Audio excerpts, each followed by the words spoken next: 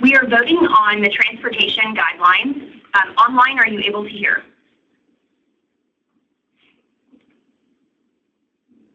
Yes. Okay. Just for a review for those that are online, so you know how people have voted so far. Kitty Keshan has voted yes. Dr. Edmondson has voted yes. Dr. Garrison has voted yes. Scott Guthrie? Yes. Dr. Guttenstein? Yes. Mary Lee Limley? Yes. Dr. Nelson? Yes. Dr. Studebaker? Yes.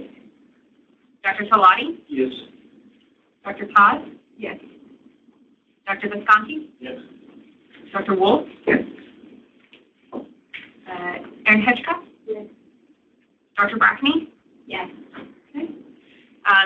Anyone, I guess no one is opposed, so the regionalization guidelines have passed. Thank you everyone who worked. Transportation. Excuse me. I have regionalization guidelines on the screen. We've been working on them for many months. Thank you for the correction. Yes, the transportation guidelines have been approved. I appreciate everyone who has worked diligently on these and all of our guidelines this committee produces. We produce very high quality guidelines, and thank all of you for your time and diligence in this, as well as the TDH staff that works hard on them as well. So thank you.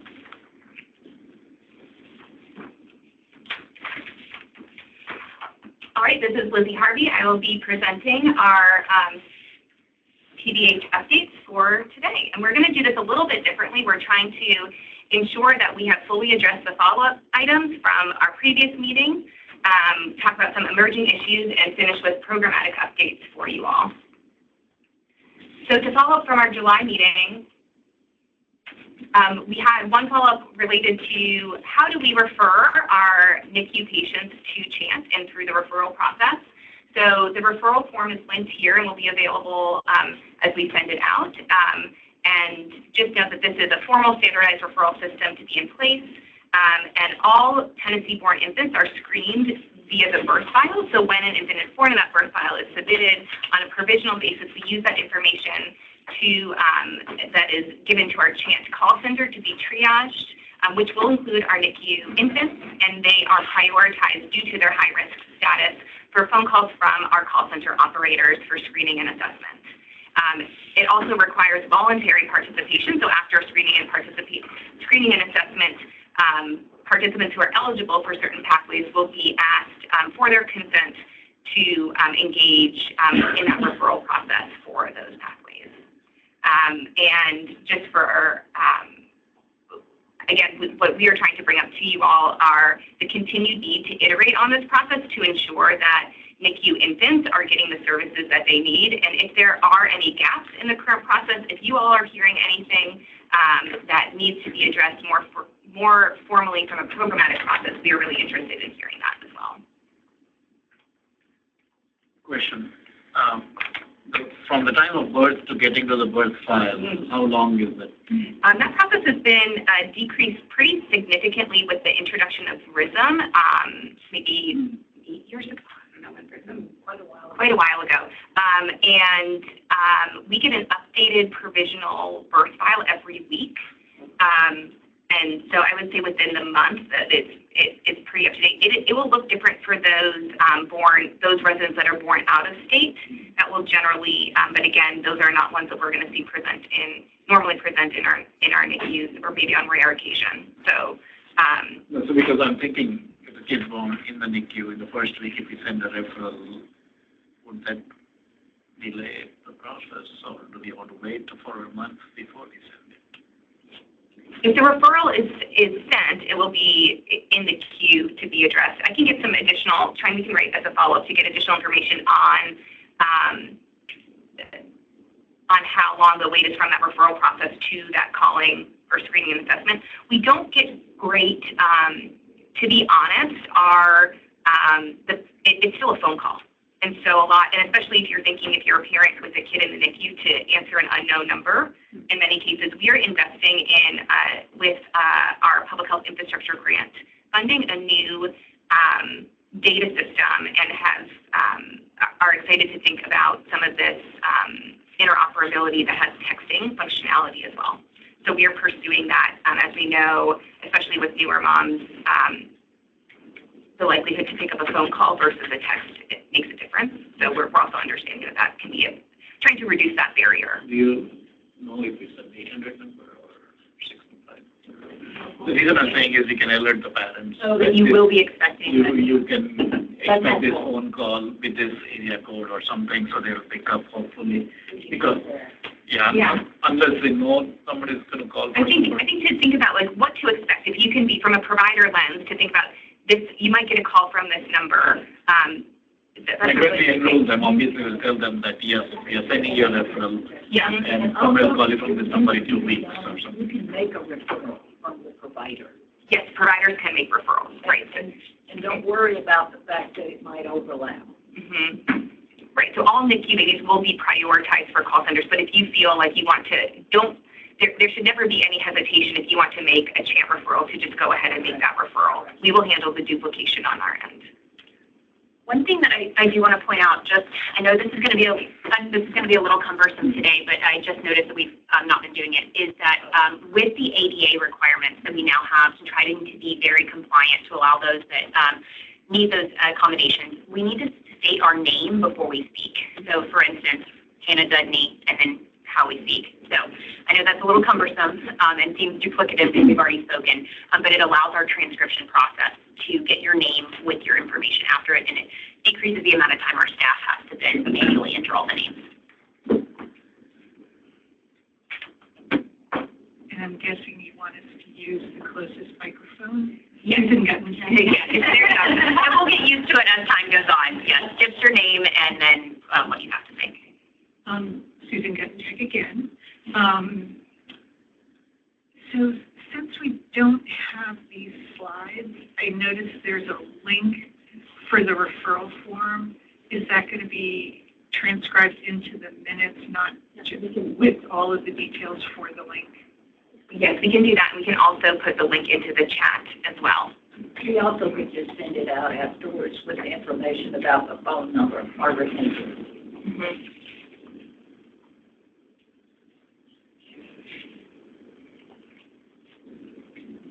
Lizzie Harvey.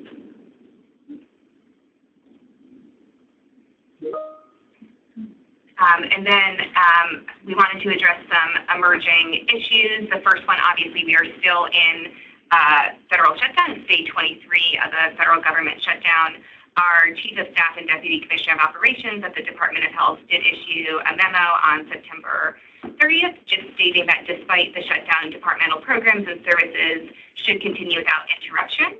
And obviously this shutdown, many people are concerned about our WIC program, Women, Infants, and Children. And during this federal shutdown, Tennessee WIC will continue to operate until further notice. Additionally, I think Dr. B will also mention this during her presentation. Many of you are aware of the opportunity with rural health transformation, and I wanted to touch upon some of the strategic pillars that have been presented. This was passed with H.R. 1 or the Big Beautiful Bill this past July, and presents an opportunity for state submission of applications focused on 5 strategic pillars, including Make Rural America Healthy, Sustainable Access, Workforce Development, Innovative Care, and Tech Innovation. From a timeline perspective, it is a pretty quick turnaround. The application was released by CMS in mid-September with a deadline in early November. Awardees will be, decisions will be informed by December 31st with the program being implemented and the grant being awarded January 2026. The Department of Health has stood up a website specific to rural health transformation. And from an engagement perspective, there is ability to provide comments, feedback, ideas, proposals, and suggestions. And those can be emailed to rural.health@tn.gov. And that website link is also included that has additional information around the approved uses of the funding, FAQs, the application timeline, and the Tennessee Rural Health Task Force. Moving on into programmatic updates, one of the things we're also starting to do this year is to really highlight the work that you all are doing at your regional centers and the bright spots that you are having across the state, and have a time to share this information a little bit more broadly. So I'm really excited to share some updates from our West Tennessee Regional Perinatal Center around forming new partnerships and providing care coordination with community clinics. So they have partnered with 7 clinics in Memphis and the surrounding area to provide education in the West region, focusing on prenatal and postpartum care coordination. From January to September, they provided 374 one-step delivery summaries for patients who delivered at Regional 1, and also have been doing a phenomenal job with simulations, basic OB care for emergency department staff, OB and neonatal emergencies, and training on low and high-risk OB conditions. So again, this is how we do this work, right? At the end of the day, this is incredible work, and to do this and to have this reach is pretty phenomenal. I think it's exciting when we also hear about the new partnerships that are created in this space, and so to applaud really the efforts to partner with West Tennessee Critical Care Transport Program and the Bartlett Fire Department. So thank you all for your continued work in this space. Another aspect to highlight in West is really the increased access to NRP and whole body cooling that really strengthens our neonatal emergency preparedness in the region. So again, just phenomenal work being done in our education that's provided across the region to many different providers on NRP training, simulations, newborn in-service, and neonatal emergencies. And so I think, this is incredibly hard work, and I just am really impressed by the continued dedication to the mission of perinatal regionalization and to strengthen our programming. We wanted to also provide an update on some of our other programs that really touch in our perinatal space. So our newborn screening update this session focuses on prenatal education. So we have a project, our prenatal education project is going to begin November 1st. And this is where we will provide prenatal education materials on newborn screening to all health departments and OB offices to be included in prenatal packets for expectant moms, as well as educational posters to be displayed in our health departments. And this is really around some of the work that you all have told us specifically, and that we've seen from our Genetics Advisory Committee meeting on what is newborn screening, how do we talk about it, how do we inform patients about it. We do see increased refusals that are not unique just to newborn screening, but as you all have mentioned, in the prenatal period as well. So really excited to launch this, and our meeting will initiate with an OB practice in Williamson County to introduce this for practice providers and staff. Hannah, Bethany. We also have videos about newborn screening, and so if anyone is interested in receiving those videos to use as a part of your outreach with your OB patients and their prenatal education, please just let us know. If your hospital provides prenatal education classes and they show things like videos about various things or just provide education, there is a short video that can be shown during your prenatal education course, and added to that, we're happy to provide that. Also, if you are interested in a video, I don't know, some practices have video boards that show things in the waiting room while people are waiting. If that's something that you're interested, please let us know, and we can get that information to you as well. Lizzie Harvey. And so as you can see here, this is the example of some of that material to the right, and just trying to make it very accessible in lay language about newborn screening and its benefits. I'm really excited to talk about some of the impact of our maternal health innovation grants that we hope that you all have felt. We know that TennCare now offers free home blood pressure cuffs for members who are pregnant or postpartum, and to really supplement this, based on what we have heard from you all, that there was still a gap in that emergent need category. And so our MHI program ordered over 1,400 cups for distribution through the perinatal regional centers and TQC.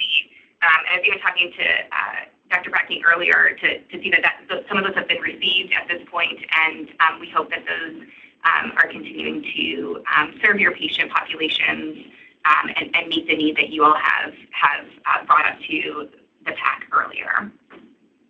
And again, we really want to continue to encourage utilization of the blood pressure cuff benefit with TennCare for our appropriate patients. Next up on an update on our maternal mental health program. So this really exciting to see our training get off the ground on perinatal loss and trauma-informed care. We partnered with Manaya Health, and over 100 participants were in attendance, and also funded participation for 58 perinatal providers in our PSI perinatal mood disorders components of care training to happen next month. And again, when we're really thinking about how do we strengthen our perinatal mental health capacity across the state, this opportunity, these trainings, these workforce trainings are critical to that effort. In addition, we have launched our maternal mental health needs assessment with Centerstone, and this will really focus on understanding and improving services for pregnant and postpartum women in Tennessee who experience mental health conditions and substance use disorder. This is a finding that we continue to see in our maternal mortality review committee findings on the burden of mental health and substance use disorder as a leading cause of pregnancy-related death in this population. An update from our birth defects program. Really excited to share that our program has been receiving national recognition. We have presented earlier to you all on our birth defects surveillance system dashboard and received national recognition at the latest conference. Erin Hodson, our epidemiologist who led the creation of that dashboard, was presented with the Mark Canfield State Leadership Award. And really excited to share with you all program improvements. Our timeliness improvement in medical records requests has improved from a 2-month lag to a 10-day lag, and really partnering with systems across the state for electronic access to medical records.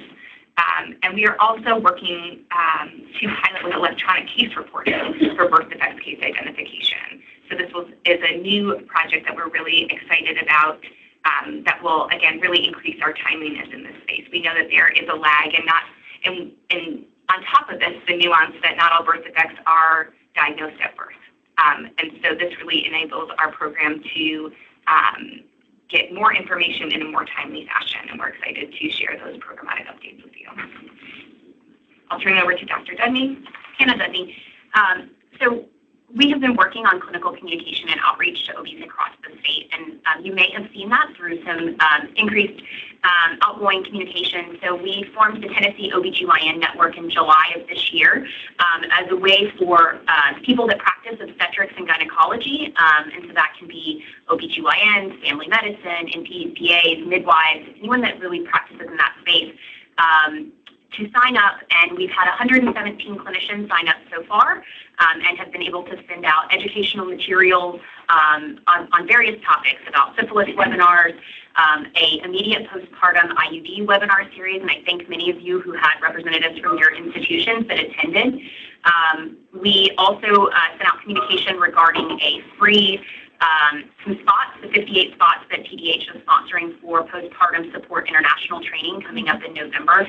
And just as a way to highlight how this is working, we have offered those in the past, and this year we had 107 people apply for 58 spots. And of those, we have 7 residents that are going to be coming to attend, which those of you all that are in GME and resident education, you understand the difficulty that is to get a resident away from their clinical time for 2 days to be able to attend a training. But we value this training and are able to provide that. And thank you all for allowing them that time away from clinical duties to be able to attend this training. So we have residents attending, both family medicine and OB residents. We offered it to all the program directors in both areas, and just are really excited to see this. So great things in that space. We also are looking at opportunities for continued engagement with birthing facilities across the state. We recognize that not all facilities attend PAC meetings because membership, and the focus of PAC is about our regionalization system, and we have representatives from regional centers as well as other facilities. And so we wanted your feedback on if it would be helpful, and we've been talking about potentially having a meeting about twice a year, could expand if there's more of a need, to invite representatives from all birthing facilities in the state, as well as providers, and this would be structured after a similar meeting that we have with TNAP and our pediatrics providers.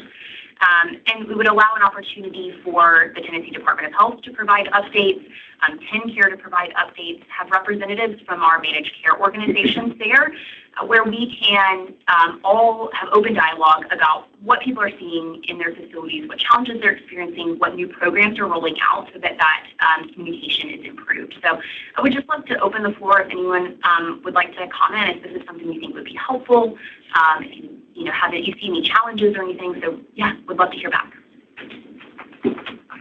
Sorry, Ashland Plus. I think it'd be a great idea. I think it would be probably well attended if it was more regional, like we did at East Tennessee, Middle Tennessee, West Tennessee one. But I think reaching out to each birthing hospital, I can think of a couple representatives, even just from my hospital, that would probably be very interested outside of myself. Hannah Dudney, if there was an in-person component that maybe rotated areas and there was a virtual component, would you think that would still meet the need? Mm-hmm. Yeah, I think that virtual would be great. I think that some of this would be better received in person. Yes. And might make it kind of like more of like let's go back and teach all these people what we learned at this important meeting that we had, So I think that virtual would be good, but in person would probably be better. At least I'm trying to think, I'm thinking our nurse manager would love to go to this and then bring that back to all of our L&D nurses. And maybe that can be accomplished virtually, but I'm not certain. But I think if it could be closer to home, that would be better attended. Susan Guttencheck. Just to clarify, are you expecting this to attract providers or nursing staff? And that gets to nurse managers. I think there is a value in including them to spread out educational initiatives. Hannah Dudney, I think people that attend could be quite diverse. Whoever would be interested in attending. We definitely want to communicate with birthing facilities so that we can make sure, whether that is a representative from that facility, whether it's a nurse manager, whether it is a medical director, whoever, a facility would like to send to that meeting. But we wouldn't want to exclude groups. So if someone wants to come to attend to learn more, they'll be welcome.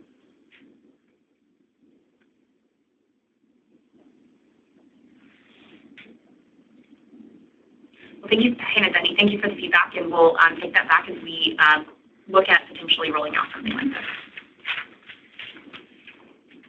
Lizzie Harvey, this concludes our updates from the Department of Health. Any questions? Otherwise, we can move to our next agenda. Great. At this point, I'll turn over to Mary Lee Lumley to update us on our...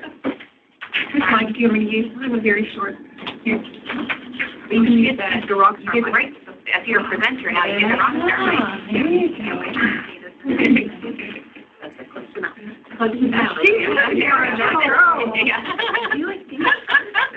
Mary Lee Limley. I'm going to review the regionalization guidelines update.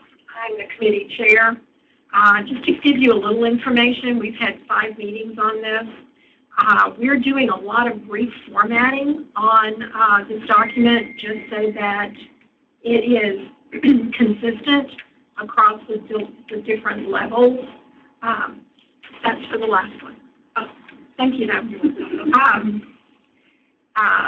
Again, we're going to reformat this whole document, so it's taking us a little bit longer. We've got 2 more meetings, one on the 3rd of November and one on the 17th of November. I want to tell everybody that I appreciate all the work that they've done currently, but if you will look at the documents that Trang sends out to you, review it, look to see if there's any questions, any changes, so that we have them on hand when we meet so we can use everybody's time wisely. Anybody have any questions? Short and sweet. Dr. Dudney, do you have anything you want to add to that? Yeah, Hannah Dudney, I just wanted to take a moment to thank the volunteers on this committee. Anytime we update guidelines, whether they are transportation guidelines, regionalization guidelines, or anything, it's a big undertaking, especially those that are chairing that process. So I wanted to especially thank Mary Lee and her staff for the dedication to this process. It's taken, over 40 hours of time outside of meetings in order to do this process thus far. And the meetings themselves are, 4 hours at a time, and I think we've had quite a few of them. And the high quality discussion that we've had. So I just wanted to take just a second to thank them for that. And we are looking to get these out expeditiously because we are aware, especially in the NICU space, of the changing landscape regarding licensure. And so they are in that process, and we will have an update from HSC a little bit later about that process. But we're getting these guidelines out so that they can have they can be incorporated into that process. So we will likely be having an additional meeting, likely virtual, early in 2026 to review those guidelines and then vote on them, potentially vote on them. So I just wanted to put that as a heads up. They were not ready to be reviewed and voted on today just because of the extensive revisions that are going on with those. But just wanted a heads up that we will likely have that in the spring, early spring. Thank you, Dr. Dudney. That's all I have. Can I just make a comment, Susan Bettentag? In reviewing the transportation guidelines, I thought that the introductory, here are the big changes, and the yellow highlighting made it infinitely easier to get through that document in a timely fashion. And I think that's going to be important for the perinatal guidelines too. Mary Lee Limley. We have done that. We've highlighted in yellow. We've taken all of the things that we have deleted and put a red line through it. That way it's easy to review, and it's also easy for the attorneys to see what we've added and taken out.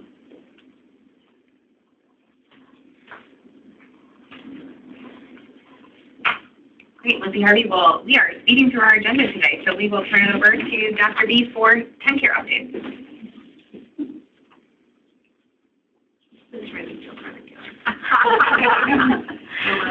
Dr. B, with 10-care. Before we get started on my slides, I actually did want to talk through something. It was carried over from our last conversation, which is the addition of information that will go into those perinatal packets that you send with your OB patients. And we had that concept of, okay, what's a one-pager that can go in there that says, here are some things that are covered by 10-care. And we've taken that and we're working on those ideas. And we have 2 underway. One is more provider-facing, of like, what does a provider need to know? Like, are they looking for case management? Are there phone numbers or emails they can call? What does the member need to know? Okay, I need transportation. Here's who you call. Here's how you do it. I would like to just ask this group while I have you, because I love using you as my brain trust. Speak up louder. They can't hear me louder. Okay. That I would like to ask you, what are some suggestions that you would like to see in this document? What comes to mind as a person who is going to be interfacing and saying, hey, please take a look at this. This is what's covered under your 10-care benefit. Like, important information. What do you want to see in there? Ashley, look at you. I do have like a very poorly printed the dental benefit, and that came out a couple years ago, but I still include that. And it's because it's a one-pager too. So I love the idea of for the patient having that, but also I could probably learn a ton as a provider as well. So I love the idea of having that document. I like the one we just got about the vaccine. That was, I think, from this committee too, where we were like, give us a one-pager for the vaccines, and that's been great. So all that stuff is super easy to include in these packets. So thank you. Great. Any other feedback? Sorry, John, did I say that every time? John B. Any other feedback? Didn't hear you. I would love to have kind of just all in one place, like the diaper benefit, the smoking cessation benefit, the transportation.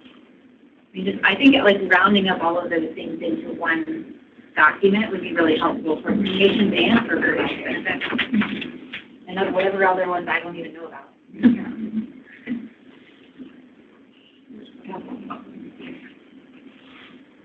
Each way to I would love for the 10 care patients to know that they have a managed care case manager assigned to them, and that may not be something that we can connect them with before they deliver.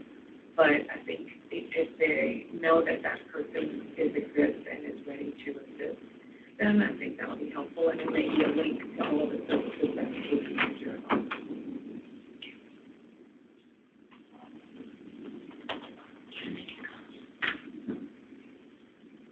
Barker from the Peanut Gallery.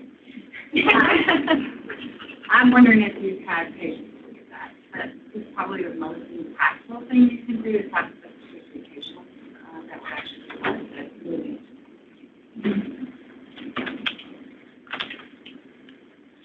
We do have plans for a round, John B., for a round of this group to have a look at it before it goes live, as well as advocates and patients.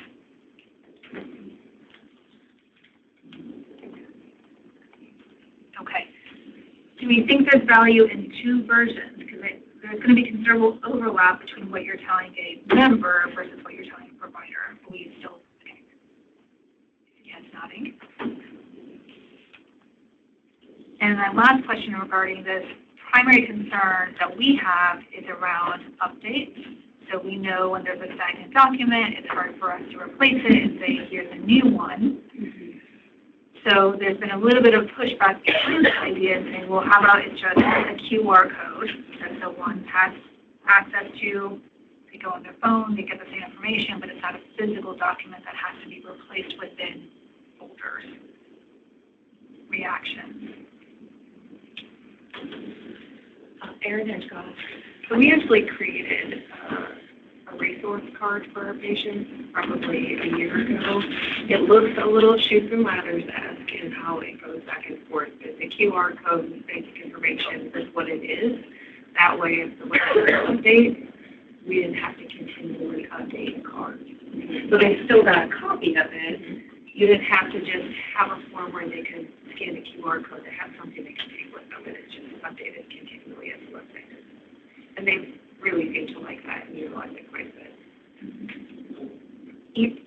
Sorry, this is Lizzie Harvey. Erin, can you share that? Can you send that copy to us?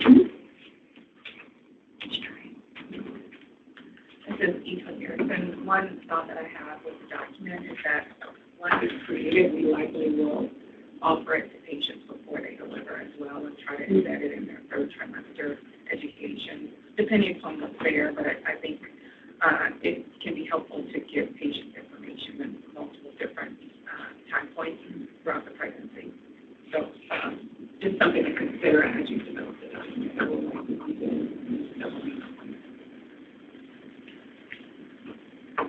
I pause a little bit about a QR code only because my patient population is still very poor. I mean, there are a lot of them that I can't get a hold of them on the phone. They use someone else's phone or it's their husband's phone, and they're like, I mean, it's weird that we're in a generation still that there are some people who don't have it. I try to do the Count the Kicks things on my back of my doors, and I'm like, anytime I go over fetal movement counts, I say, and scan this QR code for Count the Kicks. No one gets their phone out. I don't know why, because I would think, I would be like, oh yeah, let me just, like I just did with when I'm there. But I don't know if it's my patient population being undereducated or what, but they're not, like, at least when I'm trying to do it with the Count the Kicks, I'm like, scan this for this free ad that talks about everything I just talked about. And no one's ever been like, oh, let me get my phone out and do that. So maybe they're doing it when I exit the room, or maybe they've already scanned it, but I've just been shocked that, like, I've been using those for months now and still haven't seen someone scan a QR code. That might just be my patient population. This is a data learning. I think one of the things that even our population, they have limited data plan. They don't want to use it. So it's prepaid cards, and they don't want to use it unless it's absolutely necessary. They may use it for the social media, but they may not use it. So from practical standpoint, I think we still need written an update as we need to, because QR codes, as good as it sounds, may not be very user-friendly to a lot of our patients. That's my experience from at least our population in the NICU. Susan Gettencheck, at the risk of overlapping with TIPQC, what about the refrigerator magnet that has the QR code on it? And it might be a little bit more durable for some of these populations. Hannah Dunny, if in terms of, we absolutely hear you from a standpoint of needing to have a physical document, and I really appreciate that. It's great to hear about the data, because that may be the reason we're seeing less on the QR code scans. If we produce something and have it, we or TennCare jointly produce something and have it available where we can update it potentially on a website or something, and then you download that periodically when you're printing it to put it in packets and stuff like that, is that something, in order to make sure we have something that is up to date, would that be doable? I think for me, yes, and it might just be something that you emphasize when these come out, that they're going to be updated frequently, because we print, 50 packets or something at a time, and then it's, again, like I have this very raggedy, copied a million times, the dental one, where I do kind of question, since I've seen it now in the packets for a couple of years, like, is that still the valid information?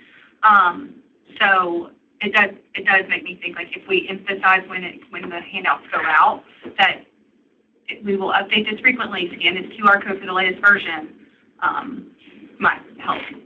And this may also be another reason for having a meeting like we're talking about, where representatives from practices and hospitals can get together and talk, and when we release a new document, we can make sure to let people know, hey, new document's updated, this benefit has changed, so that we all are on the same page.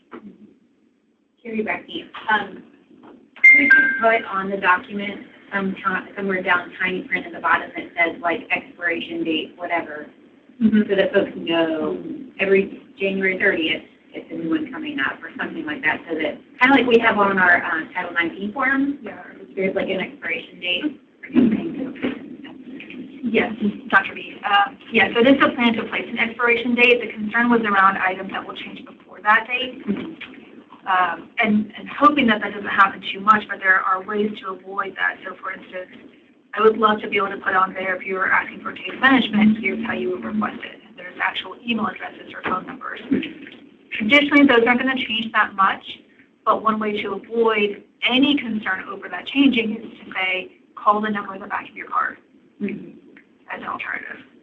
But you can see how you don't get the same accessible, here's the information right in front of me, that's the number, as opposed to finding my TennCare card and calling that number. And I think we all know the challenges of asking someone to call something on the back of their card, with the time spent, on hold and that kind of thing. Any other thoughts on this before I move on?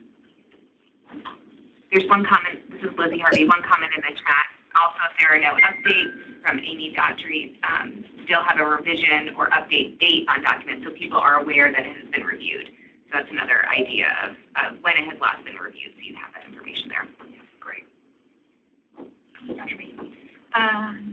One quick update, since you mentioned the dental flyer, and I appreciate you sharing that you're still using that. Our dental provider is changing. We had to go through our normal procurement process, and we did have a new dental provider who won the bid, and so they will not be Dentist Quest, it will be Renaissance as of November 1st. Those information and flyers are not yet live because, of course, that would be confusing. They're ready to go live, but as soon as they are made available, I will send an email out to the listserv so that you can download those as well. You should see a change in how you approach the patient. It's still the same thing. You have dental benefits. The dental benefits aren't changing. It's just through a new provider. one pause. Will they have to change dentist, or it's going to be the same dentist that accepts that new insurance? I just hear a lot about, like, I can't get in to see the dentist, it takes my insurance or something, and I don't know. Yeah, to be honest, there's a chance that they would have to change dentists, and that's because Renaissance they are creating their network. They're outreaching and establishing that network as we speak. Hopefully wrapping things up, actually, since we're just days away. So there's going to be the potential that one was in network with Dentist and has not accepted a contract with Renaissance. They are, of course, aiming for the same network, their potential. Lindley, so is this something that would be in this one page that we're talking? It would be like the dental, it would say dental benefits, and then there would be a link to whatever that's going to list the dental providers? That's exactly right. So it'll have, Dr. B, sorry, it'll link to how you find a provider or calling the Renaissance number, as some call it the dental number. Lily, well, that just speaks to the business of a QR code because the links are going to be so much easier. And I think one of the other, just to add on to minutes or plans, that Wi-Fi is another issue. And so when patients don't have Wi-Fi, then they either have to take a picture of it. So like something, if we definitely a business card, a magnet or something can be needed. Okay, this is Eva Garrison. Just a thought as you think about your dissemination plan, and this goes back to Hannah, your presentation with regional meetings or virtual meetings. You might want to think about having a champion, like an education champion or a 10-year champion. You have to think about the titles, but I think another challenge that we have, especially with larger organizations that we represent, is that there's so many people involved in making sure that patients receive the information. I think if you can identify someone and give them the responsibility of sharing the information with others, sharing the information within our organizational structure, that actually helps us to make sure that the information is given to the patient in a timely manner. Okay, thank you for that idea. Sorry, go ahead. On that note, I did want to make an offering to this group. TDH and TennCare, Dr. Debbie and I are partnering to offer a presentation that is basically to announce and share state-based resources coming from the Department of Health. There might be resources that are supported by TennCare. We're starting this with DUNC in a couple weeks, and so if anyone else would like for us to come to your institution or do a virtual discussion around this, we're happy to do so. We're doing it at a grand rounds at Vanderbilt, but it can be with a staff meeting, grand rounds, whatever you think your target population should be. Again, like you said, Dr. Garrison, there's so many different groups that will touch the individual, and so how do we disseminate that information from clinic manager to nursing manager to physician, resident, et cetera.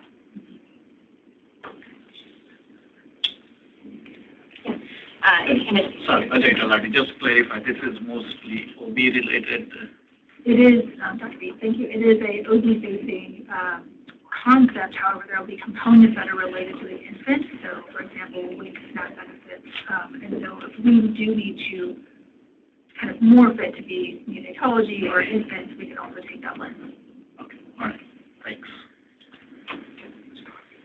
Is it possible to send out these packets to people apply for coverage? A lot of my patients get benefits during their pregnancy. Sorry, a lot of my patients get benefits during their pregnancy, so they can be identified at that point, packets sent down.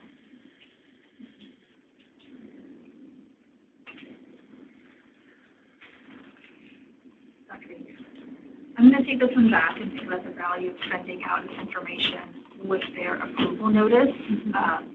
There are those individuals who are getting approved for pregnancy, so of course we could target it through that means.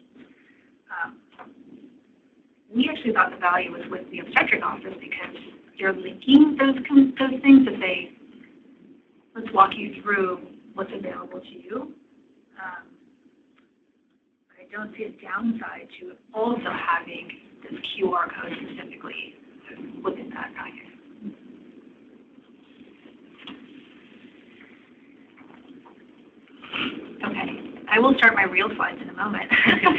Dr. Dunny, yeah, I just asked for a little bit of feedback of how things are going. This is Hannah Dunny. One thing I wanted to ask was, how are things going with rolling out the urgent maternal warning signs education postpartum before discharge?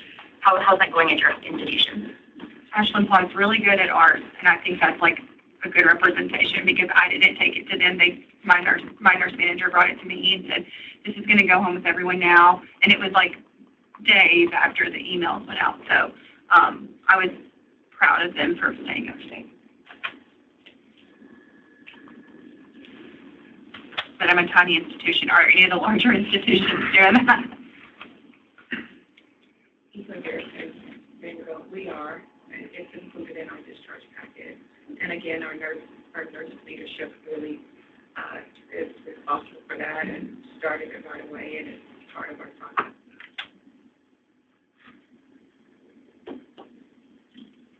So I think that's our nurse manager had it already to go right center.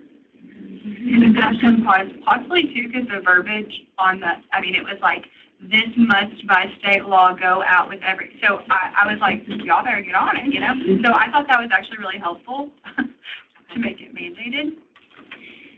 Hannah Dunny, a question I wanted to ask. So yes, state law requires that it be provided at discharge from the patient, for the patient at time of discharge from hospital to the birthing institution at the time of delivery. Has anyone instituted at other time points when the patient interacts with the healthcare system, like ER discharges when someone comes in, antepartum, or anything like that? It's not required, but it's just another area at which it would be helpful for patients to be able to see urgent maternal warning signs, because we know they don't just happen postpartum. Urgent warning signs can be in antepartum as well.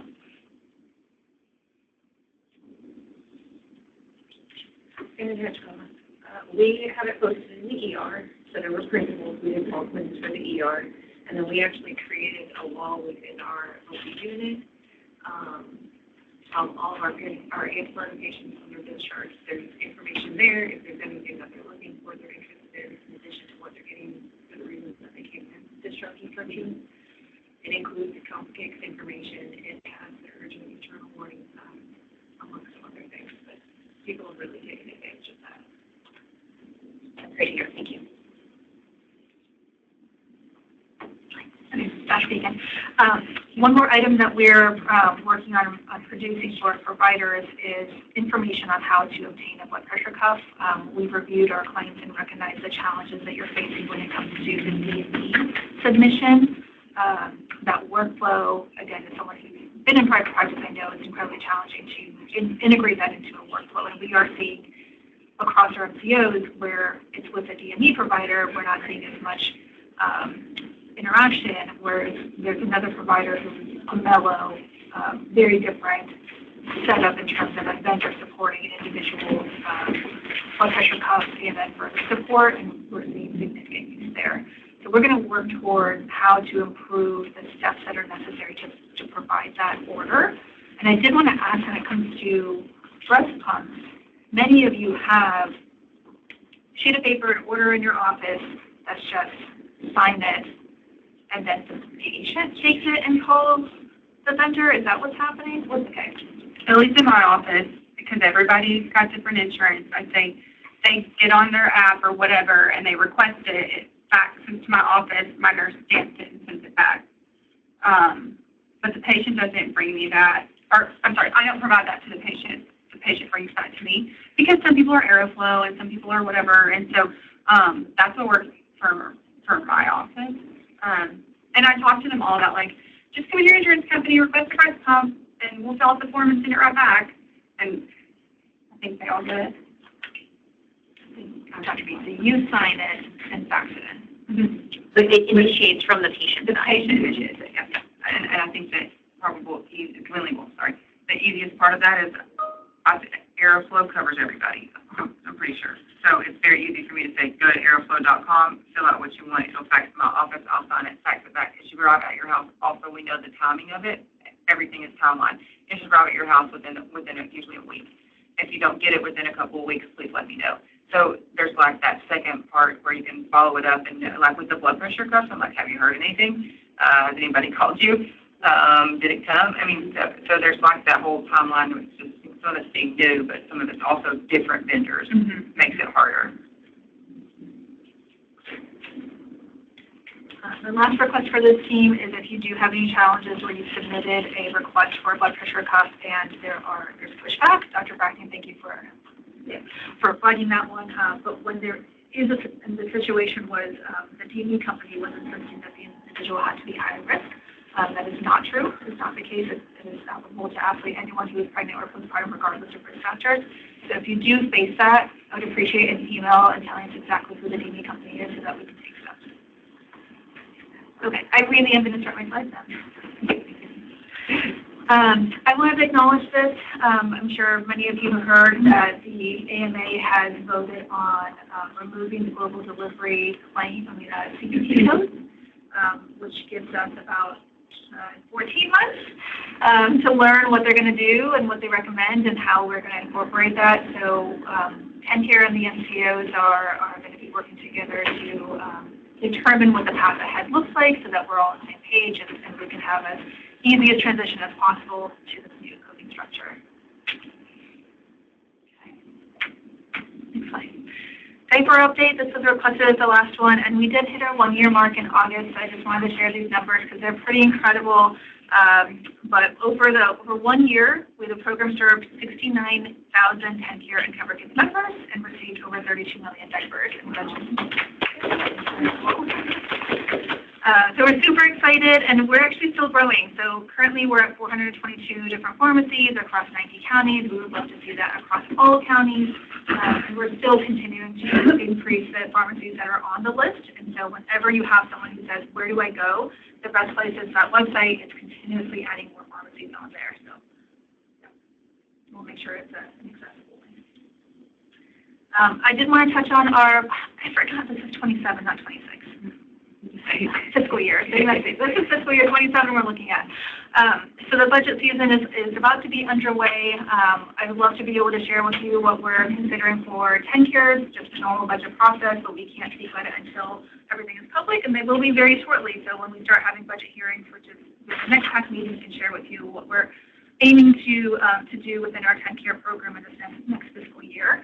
And I'm also going to talk to you about the rural health transformation and how the state has approached it, just a little bit more detail from our end. So the applications are due in just a couple days, so you can imagine Tennessee is vigorously working at this every day, every morning.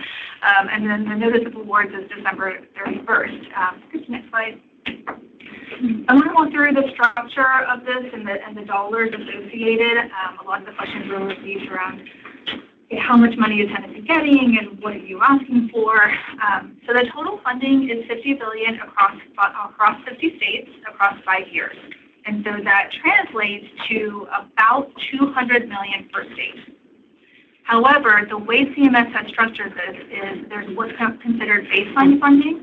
And if you look at that very top row, baseline funding being 50%, as long as you submit an application, you will get that baseline funding. So what that means is if a state submits an application, they will get $100 million per year for 5 years.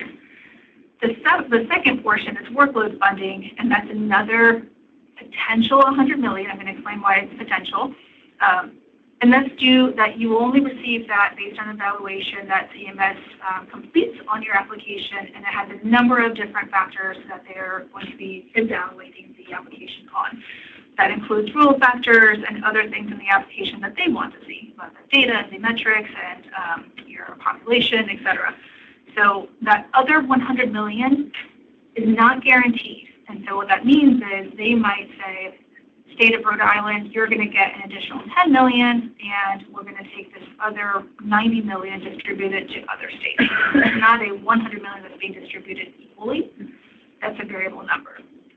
The challenge that they have established is that they've asked states to build a budget, build an application off of a $200 million plan.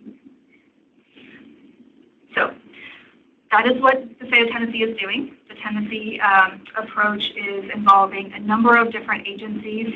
Of course, everyone is at the table. We want everyone to be at the table. We're not the only ones who think there's value in having this money for maternal health, but everyone is at the table saying, hey, here's an idea that we want to put forward. can we put it in our proposal? That's going through the governor's office, and the governor will ultimately sign off on what's in the application and submit it by 11/5. And then we wait, and we have rounds of conversations with CMS, and then they'll evaluate, and we'll be informed of our total award.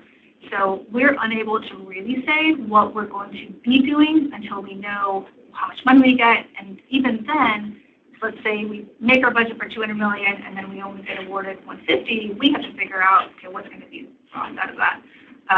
So it's not intended to not be transparent and say, here's what's in the request. It's simply best to wait until we know what's actually going to be able to be done.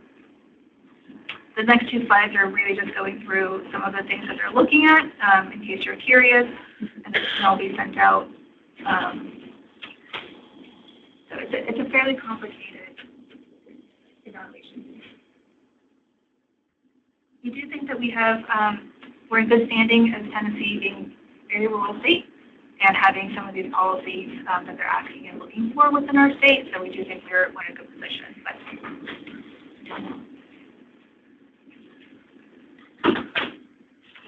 that's the end of my section. Any questions? Thanks, everyone.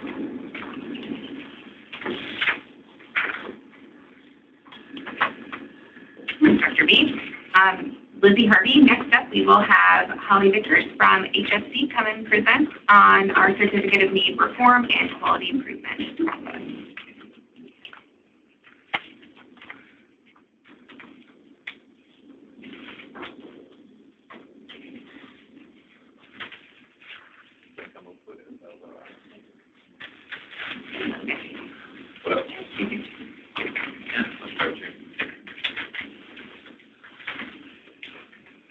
Good afternoon, members. We're glad to be here. What's your name and position? Oh, Holly Vickers. Holly Vickers, House Facilities Commission, Health Center Quality Officer. So we can go ahead and move on to the next slide, I guess. Okay, so clinical collaboration. A contract was recently issued to a board-certified neonatologist in Texas who has extensive experience in site reviews, quality program development, and the development of site review tools and processes. Her name is Dr. Melissa Peacorn. She's with a level 4 NICU, and she's also a site reviewer. So we're very grateful for her and her collaboration. You can hear in the back. Face them. Oh, okay. The Health Facilities Commission is working toward establishing a NICU verification and designation program to ensure consistent high-quality neonatal care statewide. Yes, you're trying to project. Pretend like you're just, yes. Yeah, so because the mic is just online, right? Okay. Like, are we supposed to be here? It's for the back. Okay. This initiative is especially focused on establishing a state-level verification process for level 2 NICUs with third-party support for level 3s and 4s. We can move to the next one. We're still having trouble hearing you. Okay. The speaker had to be turned off because it was making feedback. So we just talk really loud. Okay.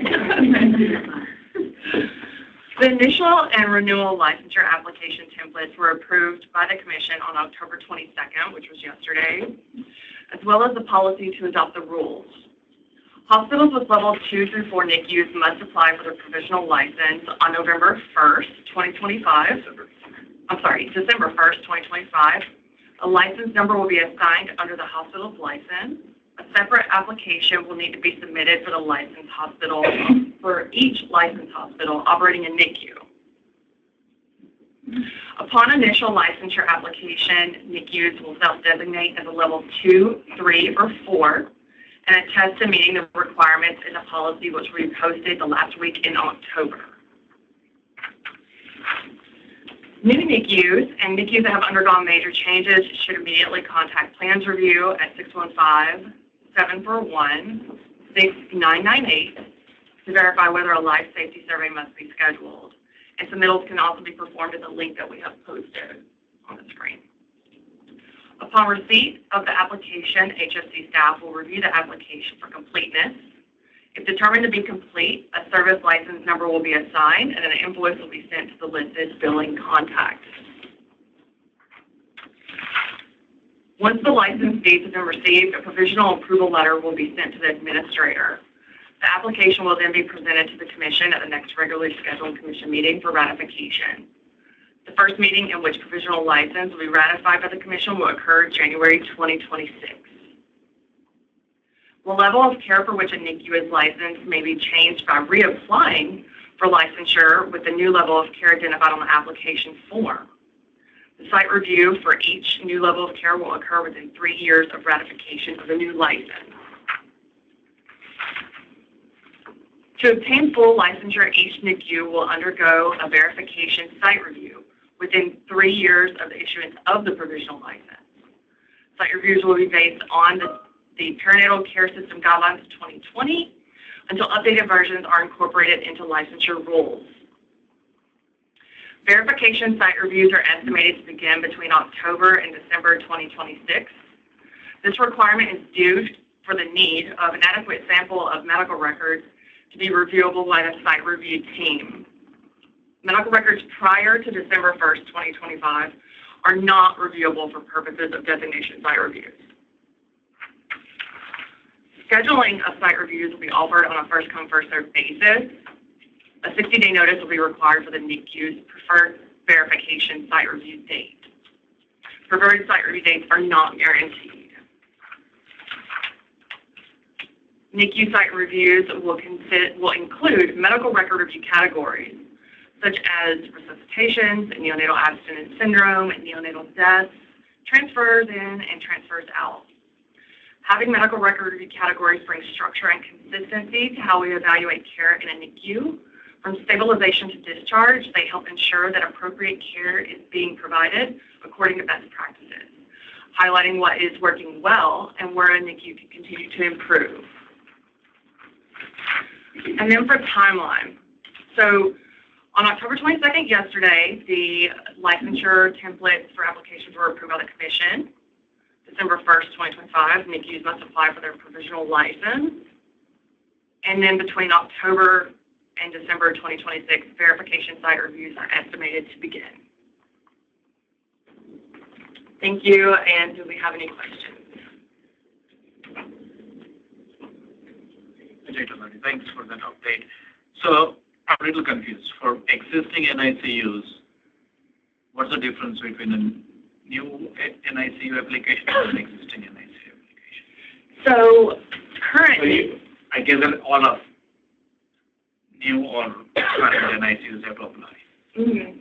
So all NICUs, all NICUs that are currently operating level 2 through 4 under CON will apply for level 2 or 3 or 4 NICU license.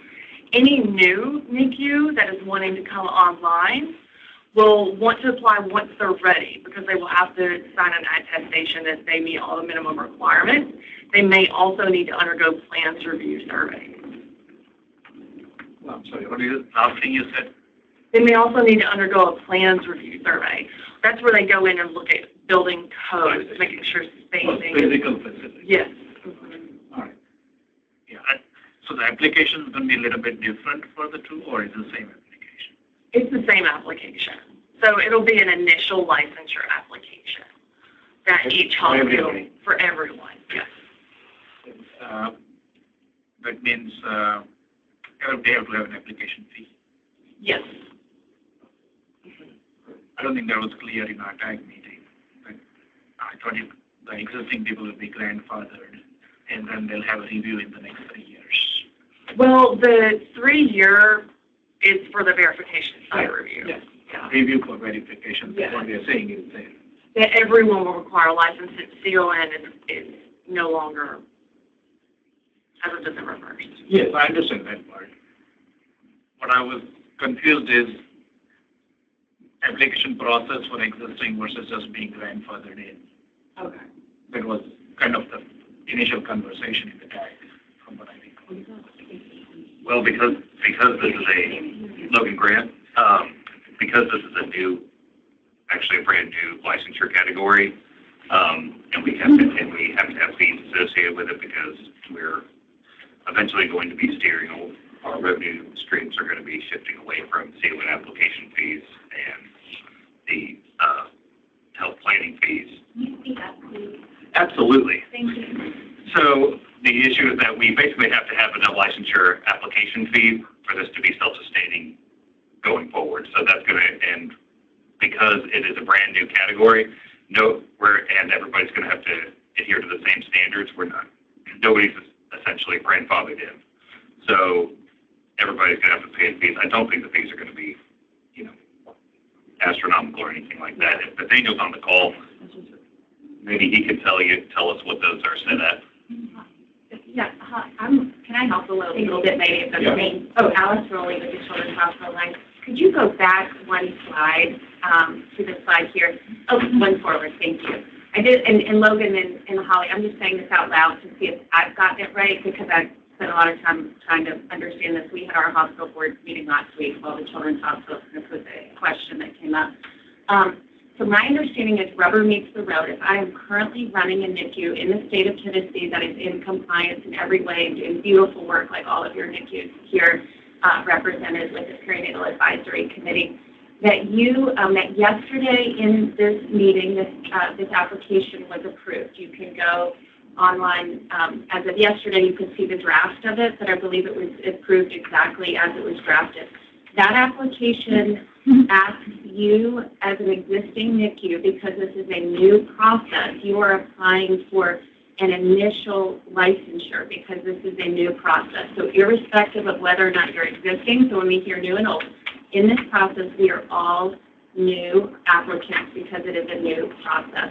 My understanding is that if you that you have to turn that in on December 1st, and I'm an existing NICU, I'm turning it in on December 1st, and that I am in compliance by the act of turning that in until I hear back from the commission. Because many people have a question of, there's a new process, it starts December 1st, how do I know I'm doing this right? That the act of turning that in, you turn that in with a fee of $1,040 per NICU. My understanding is that's like in not the floors of your NICU, not the pods of your NICU, but like the building of your NICU in your facility. So if you're Erlanger and you've got one in the East and you've got one at the Children's Hospital, those are two separate ones. And then I think what Holly wanted to talk to this group about is that you don't have enough data to come and do the site review because they can't do a look back before December 1st. So like this whole process and the clock starts December 1. I think a couple of questions that we think people may have. Well, I won't guess what the questions are, but I think those are sort of the main questions. Is we are all new. We all are in compliance if on December 1st we turn this in until we hear from you. The other question that I think is going to come up is my understanding is on December 1st. Also, you all are posting a 150-page or so manual that tells us what exactly happens in this review process that won't happen until October or December 2026. So that's right, like a policy manual about how the review happens. Logan Grant, actually, I think that it'll be a little delayed because we're going to be releasing that, I think in the, I would guess in the late spring of, if not sooner, of 2026. We want to make sure that our neonatologist, who has, is our expert in this, has a chance to really review it and go through it, and we want to work with them on it and make sure that it's as good as it can be. So it'll be a little bit later, but again, there is essentially going to, for everyone who filed every NICU, it's going to have essentially a little over a 2-year window for their site reviews, and that's what we're making sure, because those will begin between October and December of 2026. So we're going to have that window. There's going to be, I want to say, at least 6 months before that visit for where the manual will be out, where they can see what's going to be reviewed and how that process is going to work. This is Jan Rigo. Can you go back to where the website is where we have to apply? Well, that was for plans review. Oh, is that where it's going to be? Yeah. So basically, everyone's applying in the same fashion. Mm-hmm. We're all going to have presumed to be within compliance until your review. And then if it's a new unit that you're trying to get the designation for, you have to contact this phone number here. Correct. And if you're moving up a level of care, you would also want to contact plans review just to ensure that, bed spacing is accurate, things like that. They may or may not need to come out. They will advise you on that. Do we have the website where the application is, or just? Yes, it's right up there. And you can also give them a call. So that's the website for the application. Oh, the application. Sorry. The application will be posted to our website. We don't have that up there just yet because it just got approved by the commission. But it will be posted to our website at the end of October. So we have 1 month to get the application. I have it right here. Yeah, I sent it to a lot of people. Everybody, it's 3 pages, and it's a lot of people's names and addresses and phone numbers. So don't have a heart attack. I just think a lot of people are going to think it's going to start December 1, not realizing they have to submit it. That's the part that's confusing. You have to turn it in the day the thing is open. And your name. And the simple way, and the simple way to think about it is CON ends on November 30th. And something has to start December 1st. So this is your ticket to being able to have licensure in place on December 1st. Okay, so otherwise there's a gap, and we don't want a gap. So that was my question. What happens if somebody does not apply by December 1st? Nathaniel, correct me if I'm wrong, but I think unless it's a couple weeks or something like that, I think we can still get it in for the January board commission meeting where all those are going to be ratified. We're going to be looking for flexibility there and be able to show people grace. We're not looking to create problems for folks because they failed to file a 3-page application. No, Ajay Talade, I understand we had a mandate for December 1st, so we have to do something, correct? But it's a very short time for a lot of hospitals, and budget's always tight. Even trying to find $1,000, it may be, technically challenging for some people. I'm just guessing that completely. So there has to be some mechanism of a grace period. That's what we have in mind. And folks can, send the completed application to the office ahead of December 1st. And because we are going to be checking the applications that we've received from the NICUs that we have in our system, and we're going to be doing outreach to folks that we haven't heard from because we want to help everybody get along with this because we know this is, on one hand it's very simple, but on the other hand it's something new which can jam up some of your regulatory. And it has repercussions, right? If you put something wrong on the application and can't prove it later. So, Ajay Talade again. Besides this group, who all knows that we have to do by December 1st? The hospital administrators, most of them don't know, as far as I can tell. We have a meeting next week with the Tennessee Hospital Association, and we're going to be also reaching out to the hospitals who are presently licensed, who are not members of THA, so between those two activities, we think everybody will be covered. Is perinatal grant money allowed to be used to apply for this? Is that authorized? Probably not, because it's a hospital thing and not hospital. Yeah, Susan gets back. This is going to be hospital administrators who are paying for it. President Visconti, we are in the process of completing a new NICU that is supposed to be completed just after December 1st. So I'm being asked, do we have to apply twice in this calendar year? No, You will have to apply again under the... We have an existing NICU that is moving in mid-December. We have to apply twice. Yep.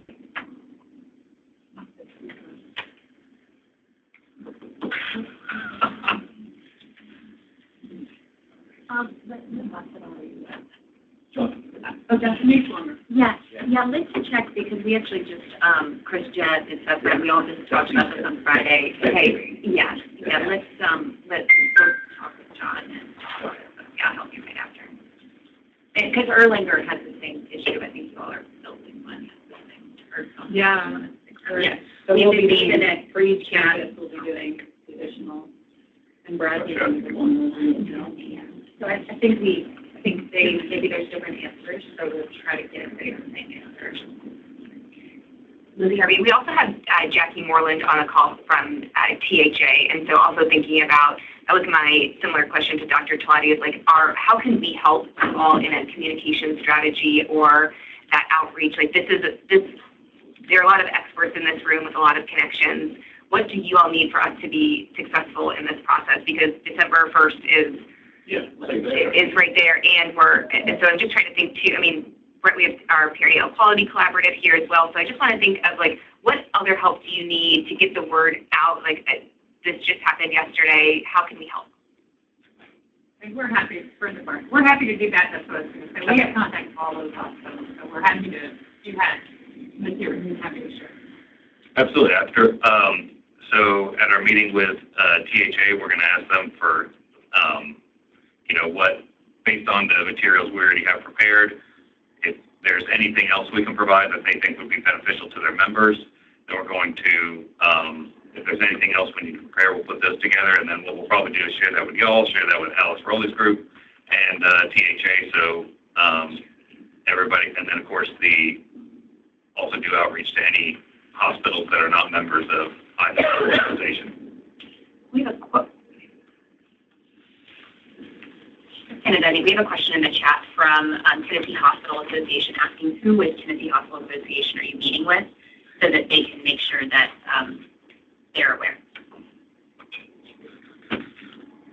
Logan Grant is not who we're meeting with, but let's see.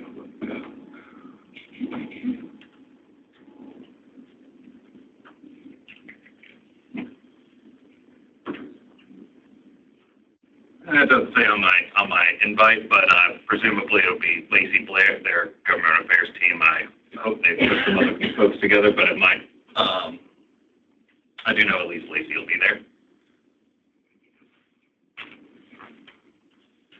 Lizzie Harvey. Jackie, do you want to come off mute, or maybe we can connect you specifically with sort of our, with Jackie Moreland. She'll reach out to Lacey. And I think what would be the most helpful is if you could draft an email with those appropriate links. That would really be easy for all of us to forward out, would, I think, be the most helpful, so we can get it out to our perinatal, like, connected to every birthing facility, our perinatal educators, all of our PAC members. I think that we can really help there, but the timing is going to be really important. So if we can do this within the next couple of days, just to ensure, and I think real clarity around application submission needs to happen by the state is going to be important. Is there any other recommendations we have? Because I think once we can get that, if we can send that to Trang, and then we can get that out to all of our meetings, I think it would be really helpful. Yeah, because I would second that, because like all the meetings we've been having are saying we start on December 1st, the process. So I think that by December 1st is not understood at this point. Brenda Marker, just a quick question for clarification. Some of our smaller hospitals may not have $1,000 in their budget this year. And what I heard you say was there could be some flexibility. There was going to be Logan Grant. There could be flexibility with the timeline by which these applications are received and the payments within a limited amount of time. I'd have to check with our legal team about what our constraints are there.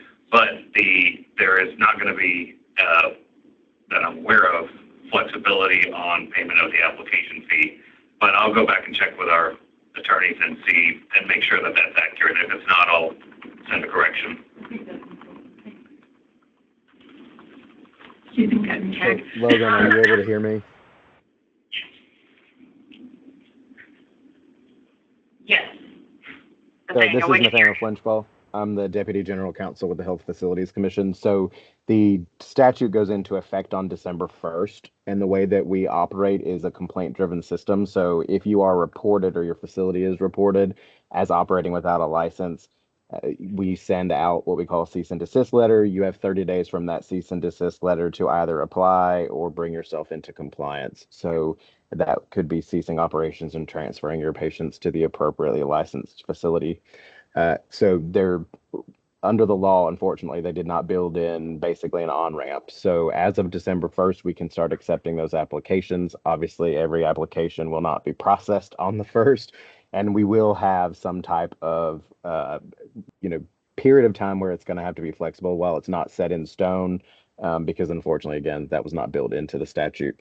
So don't think that your facilities are going to be immediately in jeopardy. We work with facilities all the time to bring them back into compliance, and this is going to be no different. So, temporary staffing registries just came online a couple of years ago. We still have reports of those types of facilities operating without a license.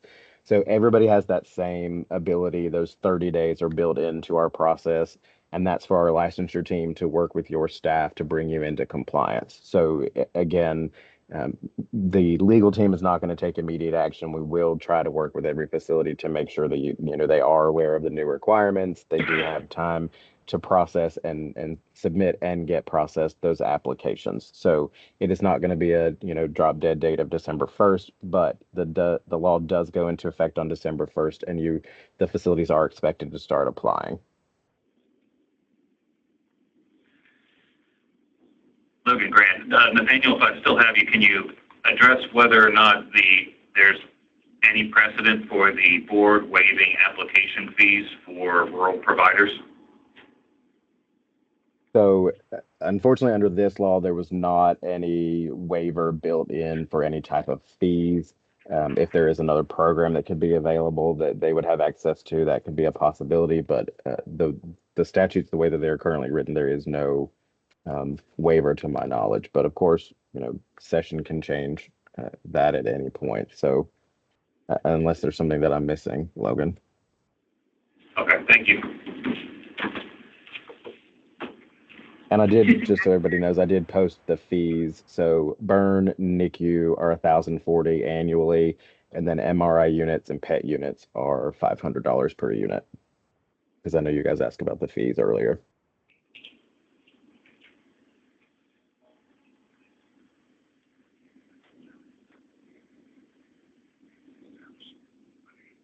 Other questions? Holly, Susan Gettencheck. Holly, you went through this kind of quickly. What I heard was that the approvals, which will start in October-ish of 2026, the site visit, for level 2s will be done by an individual from Texas, Dr. Melissa Holly Vickers. Dr. Melissa Peacorn is our consultant. So she's the one that is helping us set up the site review manual and process. So she will not necessarily be conducting site reviews per se. That's a potential, thing on the horizon. Maybe in the future she could collaborate with us on that. But we will have to send out an invitation to bid for neonatologists and neonatal nurses to do that at a state level for level 2 NICU. Susan Gettencheck, just for level 2 NICUs.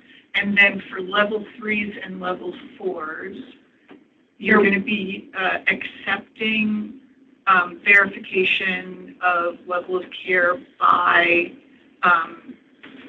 organizations like the AAP that runs a process. Correct. Absolutely. Holly Vickers. Just to follow up on that. So if somebody does not want to go through the AP verification, what is the option? State level verification or third party site reviewer from, say, we're looking at external options. Yeah, we're looking at external surveying organizations who can come in. And again, it boils down to the expense because the AP survey is pretty expensive. Yeah, AP. I understand that. So some may want to do it just for marketing purposes that we are AP verified, but not everybody is going to be able to afford that. So, Understood. Thank you.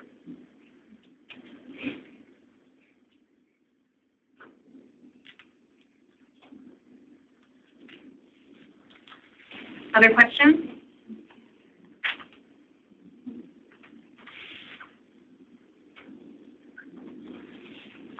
Okay, well, thank you. We appreciate you having us here today. And you can email me at holly.vickers@tn.gov if you have any additional questions.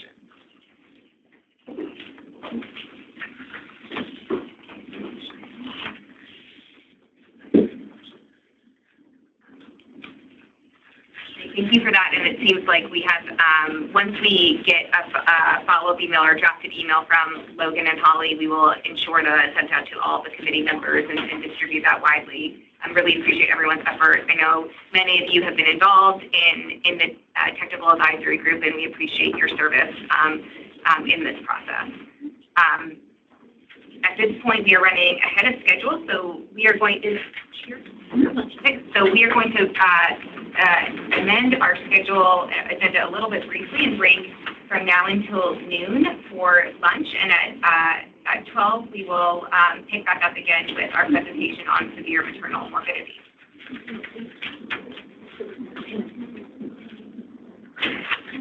Do you know if there's going to be like social media release saying it's not going to be affected? I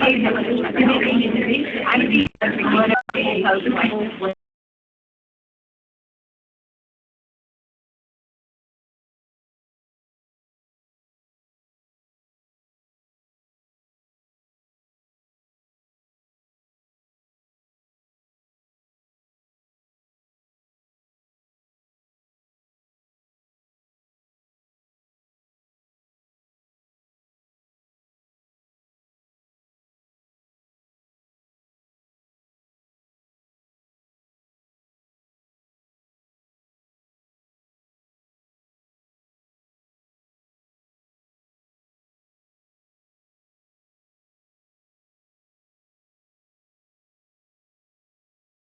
Okay.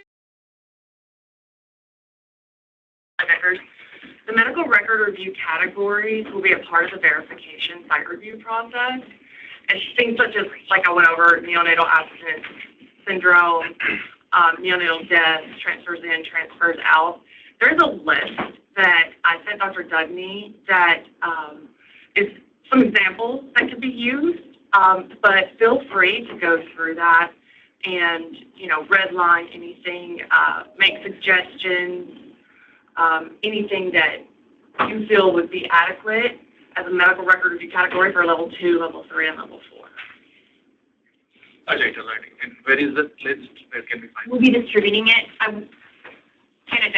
We'll be distributing that list to everyone. I wanted them to have the opportunity of introducing what this list is before I send it out, because it without some background information, it could be a little confusing. Sure.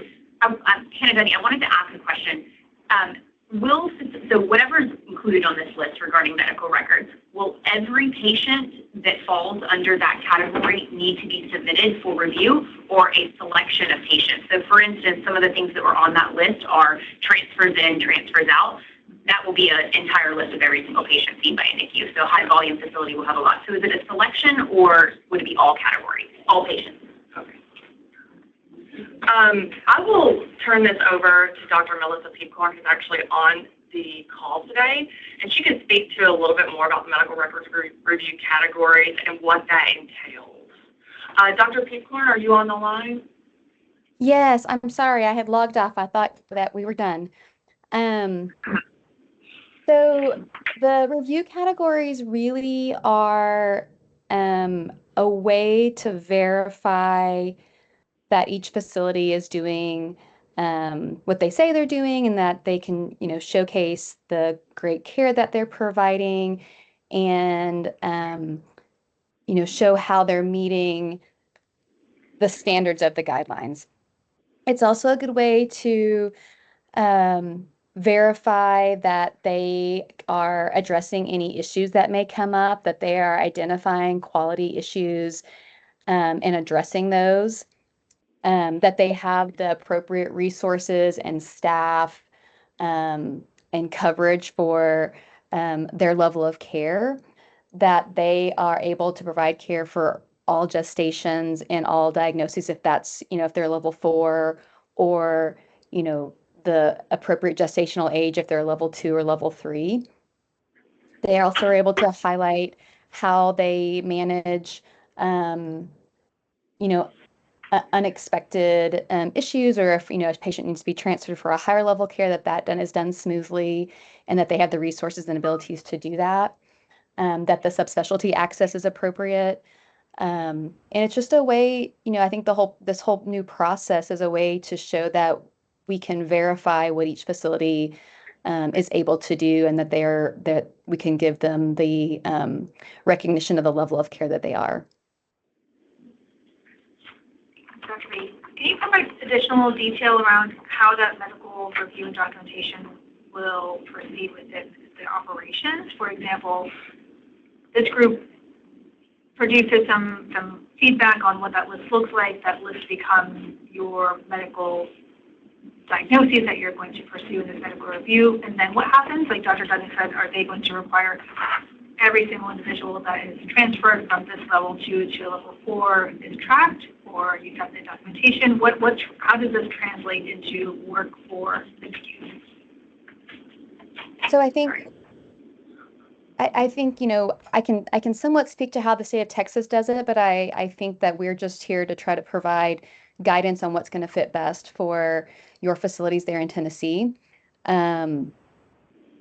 What typically we want to see is we want to look at, we'll usually say, anything within the last year is fair game to look at.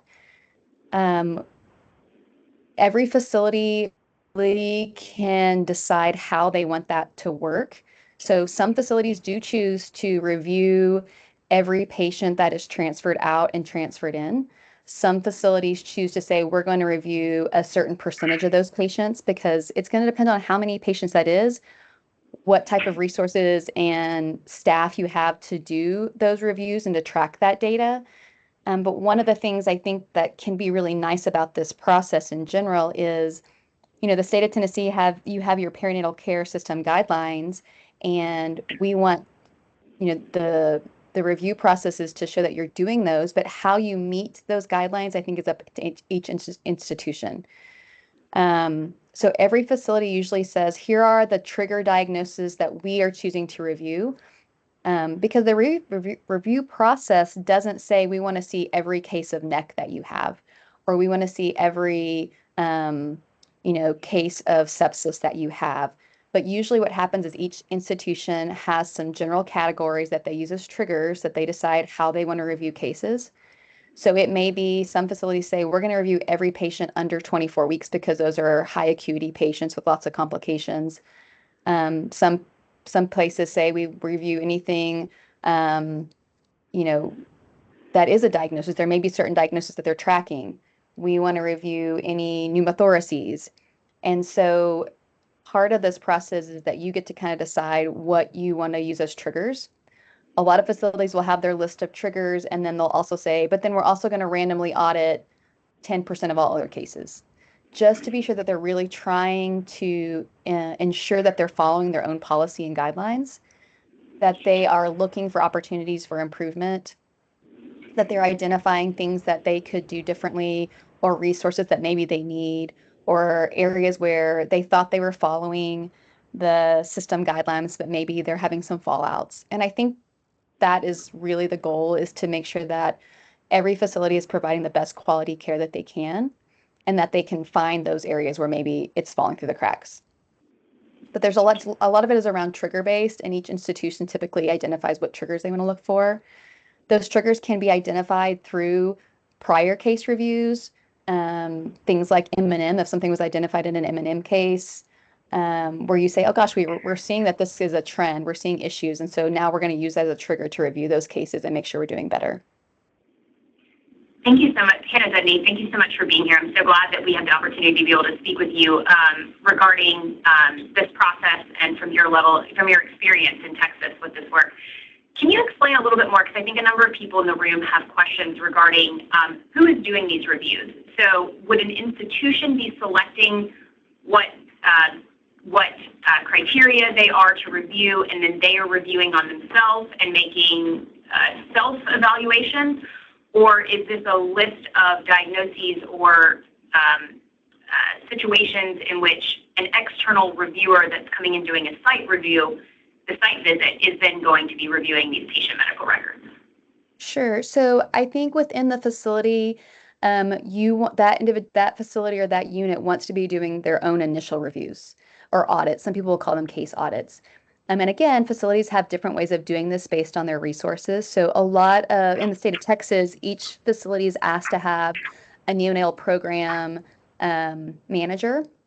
This is separate, often separate from the nursing manager, but not always. So our smaller institutions, often it's the same person. Larger institutions that have more resources, they usually identify a separate person. They're hired as an FTE, and their sole job is to monitor the quality of the care and to do these reviews and identify triggers. A lot of them will put together an audit team or a review team. It's often made up of nursing staff who have an interest in that. They generally will create their own form, which really closely mimics the form that site reviewers, when they come to do your verification survey, use. But the facility should be doing their own case audits or case reviews so that when the surveyors come in, you have already been following and tracking and you can show those things. Most institutions will have a dashboard that shows here are all of our quality metrics that we're tracking and here's how we're doing. So a really common one is something like stat echoes. We are tracking stat echoes. We have, as a facility, have said our turnaround time goal is, 30 minutes to the bedside and an hour to the read.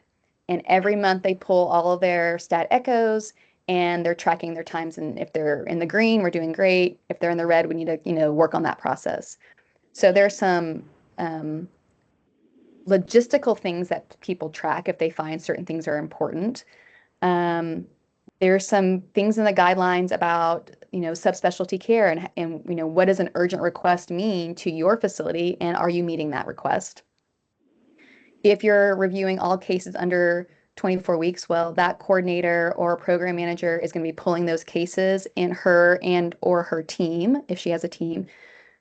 They review it based on the form that they've created. And then when the site reviewers come in, you show, hey, here's how we're reviewing these. And we also will review those cases if that's a case that we pull. And we want to be sure that you're identifying any issues in that case. We don't really want to come in and say you're not identifying any issues and we've identified several. That just really means that you're not looking at your own quality care.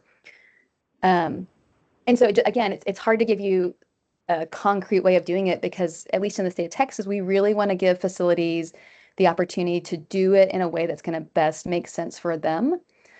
I will tell you the state of Texas we're about to start our 4th series of Q every 3-year, designation cycles. And it's a pretty steep learning curve. The first one was a little bit rocky. And I think we all had the same questions that you're having, like, how exactly do we do this in the states? Like, well, you just decide. And as each cycle has come, every facility is getting better and better at it. It's a much more streamlined, you understand the process better. And I anticipate the state of Tennessee will be the same. The standards may not be as high the first or second go around as they would be the third and fourth, because you kind of expect facilities to be improving. I don't know if that answers your question or not, but the facilities should be doing their own case reviews so that they can show the state when they come in to look at their cases that they are reviewing them, that they're looking for quality opportunities, and that they're tracking certain standards or certain policies that they have at their facility. And one follow-up question. Thank you for that. And you may be speaking from just Texas, or if this has already been decided for Tennessee, just let us know. Is there a minimum case? First question: do facilities choose their own standards that they are going to track in their own facility? So, for instance, one institution may want to track, just as the example was already given, NAS diagnoses, but another facility may want to track neck or infections or various different things. So can each institution set their own? And then second follow-up question, is there a minimum number of cases that an institution needs to monitor and track to meet the standards? Each institution can set their own things that they want to track. The one piece of advice I would say is you need to be sure that what you're tracking shows that you're meeting the state guidelines for that level of care. So If you are a level 4, you're probably going to be tracking more things because you should be able to care for all gestational ages and pretty much all diagnoses. If I am a level 3 and I'm only caring for babies under 32 weeks and under 15, or sorry, babies under 30, sorry, what is it, level 2, sorry. If you're a level 2 and you're really only caring for babies greater than 32 weeks and greater than 1,500 grams, if for some reason I have a baby less than that, I probably want to look at all those cases and be sure that if we're providing care for those patients, it's appropriate. Or if I am a level 2 and I'm really only trying to keep babies who are on a ventilator less than 24 hours, I want to be sure that I'm tracking that specifically. So a lot of what you're tracking can be or should be based on the guidelines, but also you want to base it on what your particular facility is finding that they are, maybe they found an issue with some sort of diagnosis or some sort of timeline for urgent requests or SAT exams. So it's a little bit of a mixture of showing that you're meeting the guidelines of the state, but also showing that you are looking at your own data, you're looking at your own patients, and you're identifying things that you want to track and show improvement on. As far as the minimum level, I don't know. This may be a better question for Holly. I know the initial documents that I've reviewed for Tennessee talked about the reviewers doing 10 record reviews. It's unclear. So in the state of Texas, each reviewer does 10. So there's a nurse reviewer and a physician reviewer. If it's a surgical site, there's a pediatric surgery reviewer, and each of them do 10 cases. We usually ask facilities, and again, I don't think this has been solidified for Tennessee, but typically the state would ask each facility to submit a certain number of cases per category. So that might be 10 cases per category, understanding certain categories like maybe deaths, you don't have 10 cases, but however many within your past year for each category. And then the reviewers pick their individual 10 from that group that you submitted. We typically suggest that you don't go back more than a year because so many facilities will change how they do things in that period of time. And so we want to have a year gives you the best opportunity to see what that facility is doing right now. If you go back a full 3 years and you're pulling cases from 3 years back, what you're doing right now when the verification survey process comes in may not be what you did 3 years ago. So typically we say, look at all of your cases from a year back, pull a certain number for each category that the reviewers are going to select from, and then they select 10 of those, and that's what they will review on site with your facility. Thank you. I want to open up for questions from members of the PAC that are here or guests that may have questions. Jan Regular again. Can we clarify with the level 3 and level 4 NICU that will need an AAP level review? Do we have a cost on that? And will that be every 3 years? It's Holly Vickers. It is not required to undergo AAP verification, so it would be state level verification. And we're also looking to contract with third-party site review organizations, like actually out of Texas, such as TTAF. We're looking at them. We're looking at the AAP because they will come in and site review based off of the Tennessee Perinatal Regional District guidelines as well. But is that going to have a cost? Because your slide suggested that there's a difference between the levels. Your slide said level 2 would be a state level review and level 3 and 4s would be at the AAP level. There will be a differentiation in cost, yes. Do we have an estimate? I do not have an estimate on that right now. Yes, I don't have that in front of me. I'm sorry. And that would be a cost every 3 years in addition to the $1,000 application fee? Yes, that would be a cost every 3 years. The applications the licensure applications, it's every year. So that would be $1,040 every year. We have to reapply for our licensure every year? Licensure applications have to be done every year. So technically you could be applying next year without even verification, right? Because verification is like 3 years. It'll be provisional license until verification is achieved.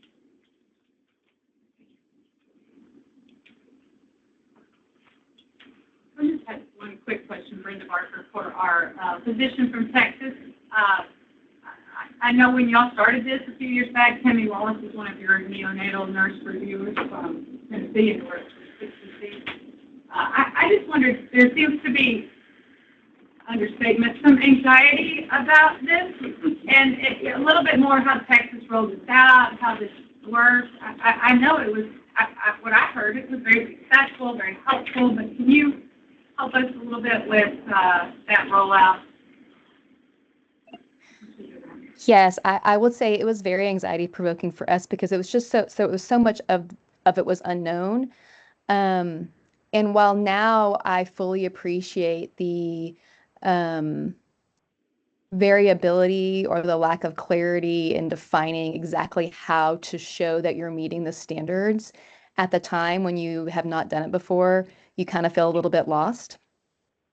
But I also agree with what you said, your statement of it has been a huge success. The quality improvement, I can speak for both our institution, but also at institutions that I survey at, has just been tremendous over the last 10 years. But I think there's just always some anxiety with new things and change and unknown. But what I will tell you is the state, at least in Texas, and I think Tennessee will be the same, really is trying to be helpful to facilities, and it's not really a punitive situation if you find issues on your site review, or if they find issues your site review or opportunities for improvement. It never really feels as a punitive measure. It's really more of like, hey, we see that this is an issue. Let us help you find ways to make improvements if you haven't already, if you don't have any. And so it ended up being a very collaborative process across lots of facilities. And, all of us that do reviews are, like I said, physicians and nurses. And so one of the things that I would encourage, if this isn't, I hope this will be an opportunity for you in the state of Texas, is to become surveyors. Not only do you get to have a better appreciation of the process, but you get to see how a lot of different facilities do things, and you get to bring those ideas back to your own institution. But I think the first go around, I think, will be a big learning curve. I think there will be a lot of grace given to facilities to say, hey, we see that you are attempting this your first go around. You've done a really great job. Here are some things that you can work on for the next go round. The state of Texas also, if you have a deficiency in meeting a requirement, we do not take away your designation. It has to be, many egregious issues. Even then we give you, a year to fix a lot of them. And I know there's a process built in for the state of Tennessee. If they identify some areas where you're not meeting the standard, you get the opportunity to reply and to put in place an action plan. And then we'll just look at that the next time we come around. If there are numerous things, sometimes we'll say, hey, we want to do a mid-cycle review. We want to come back in a year or two and see how it's going before your full 3 years. And so I hope that the facilities in Tennessee will see it similarly as an opportunity to improve their care that they're probably already doing a wonderful job at. But if there's little things that they can tweak, that we can help. But I think there will be a lot of just like, let's get our feet off the ground with this process in this first cycle, and giving a lot of feedback, because it is anxiety provoking and you do feel a little lost in that first cycle. But just remember, the goal is to show what you're already doing, and the state's goal is to help you continue to make improvements, every 3 years if we can. But there's a lot of freedom in how it's done. And so I know that sometimes that's harder when there's not designated guide rails. But I think that's done purposely because we want facilities to be able to meet standards in a way that fits them best.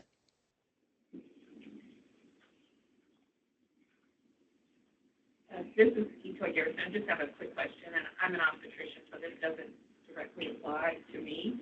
But I think that this is a very interesting process, and I can imagine that as it rolls out to other states, it will also impact maternal care as well. But my question is just about the variability inherent in the process.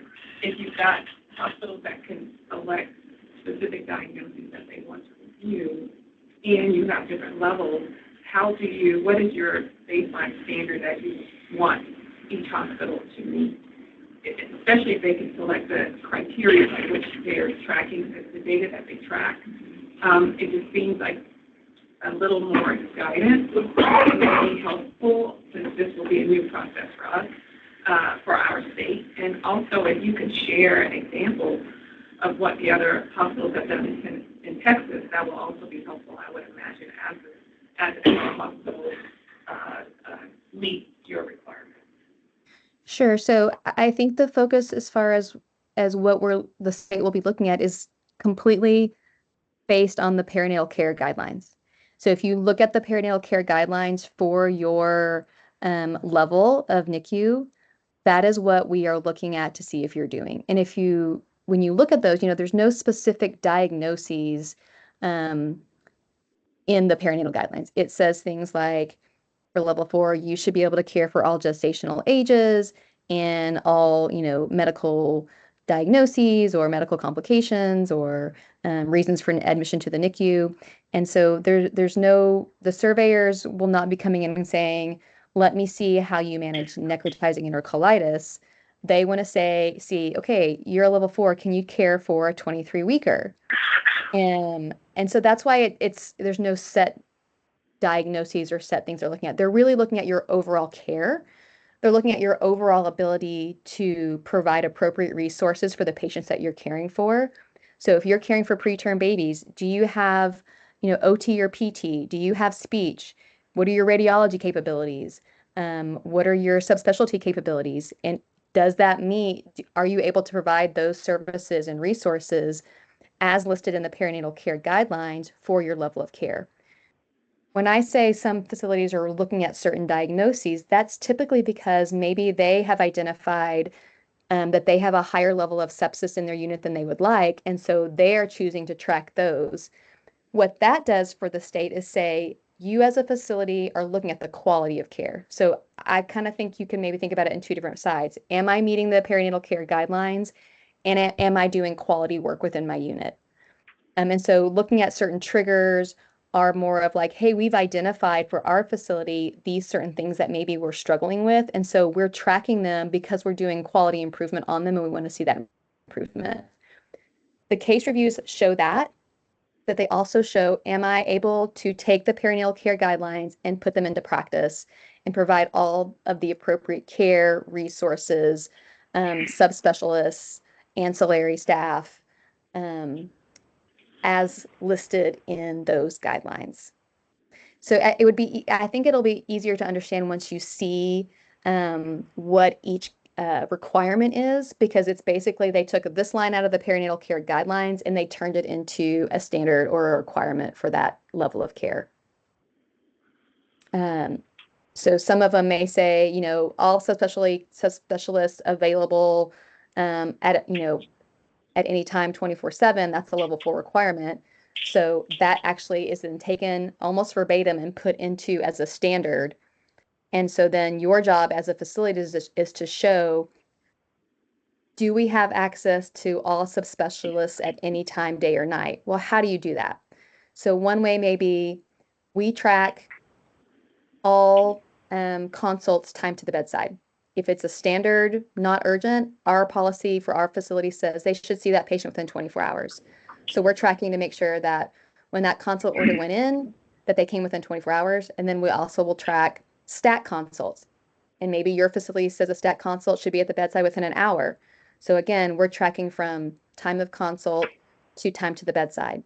And what the facility has to figure out is, how am I going to show that? Am I going to pull all of my order times and look at my physician's note? Some places have their nurses chart somewhere in the EMR what time the physician was at the bedside. So there's numerous ways to do that, and that's why that part is up to the facility. But you need to look at those perinatal care guidelines for your level of care and take each one of them and say, how am I going to show that I am doing that? And that's where the freedom and the variability comes in based on each institution. The other piece is more of like, what kind of quality work are we doing? Because that's really the whole goal, I think, of this process, is to show that you're doing quality care as well. And that's more individualized because you're going to have to look at your own facility and say, where are the areas that we want to make quality improvements? And that's where things like tracking different diagnoses or, different processes comes from. That's more identified on the facility level. But that's how you show your quality work. Does that help at all? Yeah, I think, Hannah Dudney, I think we've had some great discussion here regarding this process, and having you here has been very helpful to hear more about what you have done or what has been done in Texas and how you will be working with the Health Facilities Commission here in Tennessee moving forward. We had one question that was regarding, could you provide a list of examples for each level of care of, like, for instance, what in Texas, a facility that is a level, and understanding that there's differences between Texas and Tennessee guidelines and things like that, but, what kind of things would a level 2 track? What kind of things would a level 3 track? What kind of things would a level 4 track? Just as an example to help this committee. You don't have to provide that right now. If you want to, we can follow up after this meeting. That would, I think, be helpful since there was an ask of this committee to create a list of diagnoses and things to track. I think it would just help us in that. Yeah, I can do that. I can put together a document and I can send it over to Holly and she can disperse that. Great. We'll look forward to seeing that. Thank you very much. One more question will be our last question before we can get to lunch. Name? Bruce Barker with the Perinatal Quality Collaborative. Just listening to you, my question around, we are trying to also look at quality improvement projects that would be beneficial, particularly to our levels, our nursery and level 2s, and wonder if there was some, I've heard NAS, I've heard transport. Are there some areas that might, as Dr. Dudney said, some examples of other quality improvement projects that would be beneficial as well in this process? In level 2s, is that what you're talking about? Specifically for level 2s. So some of the level 2s in Texas have done things like breastfeeding rates, or they've done some work around hypoglycemia and how they're managing that and how they're identifying those babies and, bringing in things like the glucose gel, ways to try to manage patients that they can stay with their moms or in the nursery and not get admitted to the NICU. So think about things that those types of facilities might be managing, might be things like hypoglycemia, temperature on admission. So trying to decrease hypothermia is a good one for those. How are they transitioning babies? If there's some, TTN type of patients that maybe they're trying to do a better job of transitioning, what does that process look like and can it be improved? How do they manage their antibiotic stewardship? If some of those facilities may do, rule out sepsis, are they doing appropriate antibiotic stewardship? Safe sleep can be another one. Those are some of the projects that we've seen for our lower level facilities that they've done. I'm trying to think of other ones. A lot of them did some stuff around hyperbilirubinemia when the AAP came out with their new guidelines regarding that. They've done some projects on that. Those are some of the ones that I've seen for those like more level 2 type nurseries. This is very helpful. Thank you. And we look forward to seeing your examples for others as well. We are going to now break for lunch. We will be returning from lunch at 12:20. So I'm glad we were ahead of schedule earlier. We can still stay on schedule. We get lunch quickly and get back by 12:20. So thank you, everyone. Appreciate it. If you ordered something special, it's down the opposite end of the drinks and your name is on the box.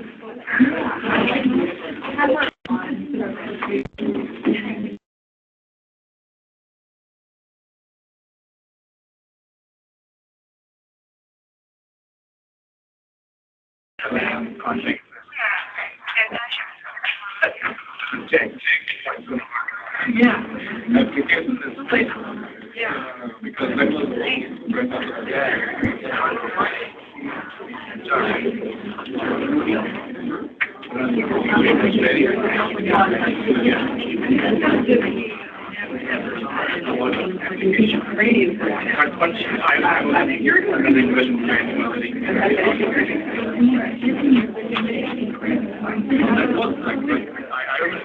I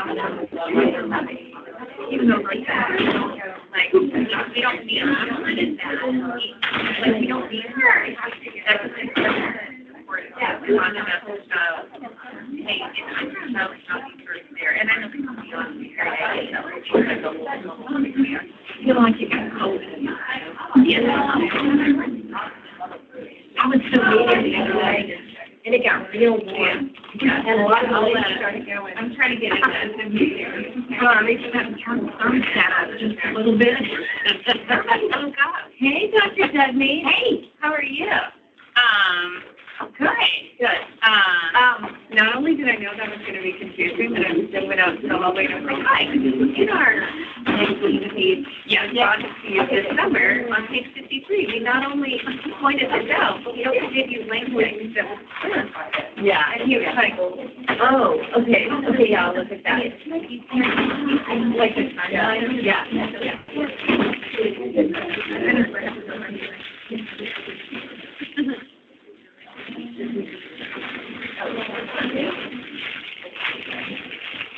So is Leanna happy where she's at? Yeah, we did her story. She I guess a couple of weeks ago now. And she said, yeah, she's really good. Yeah, basically sounded, and then I'm going to show you.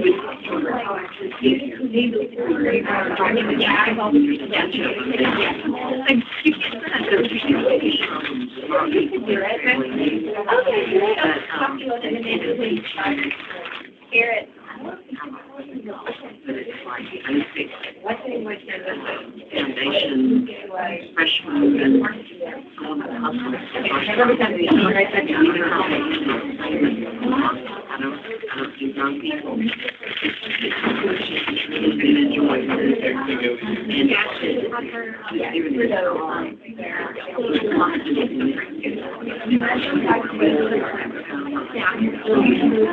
really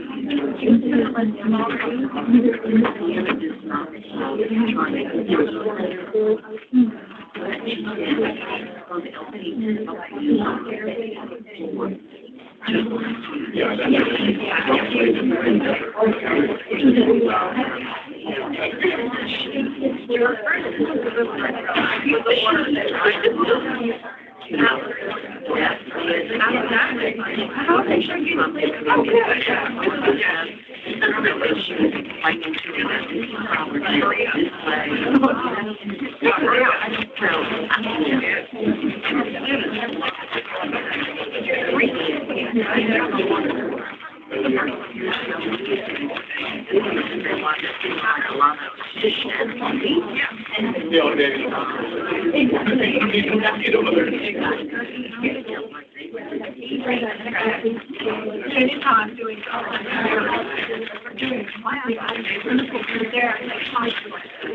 yeah. and when I first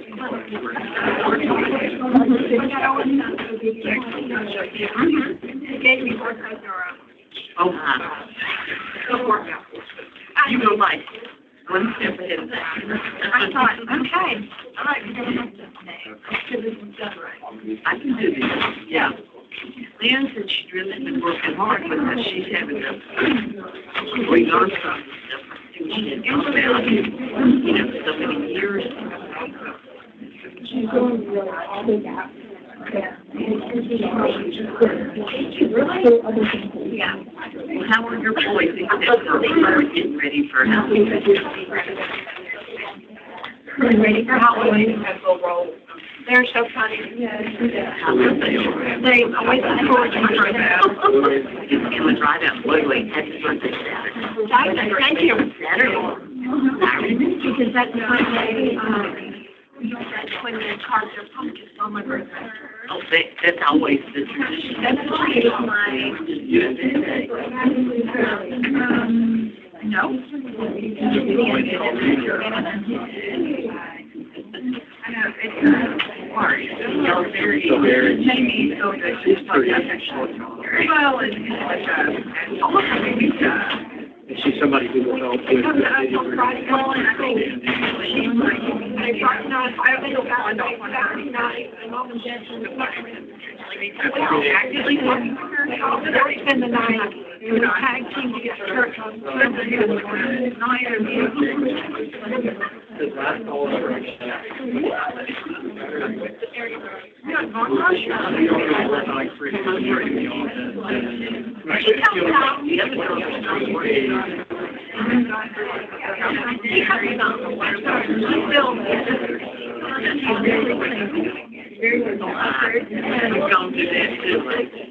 Yeah. And then I don't, or there's two more than not really. Black health or the white hat. I think it's usually just one of those things that kids say, but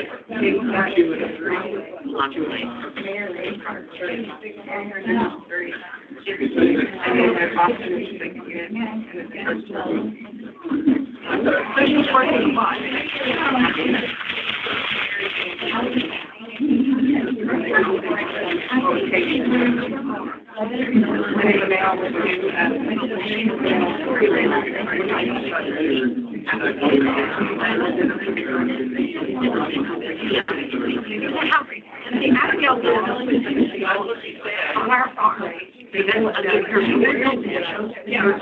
the mom and daddy's house.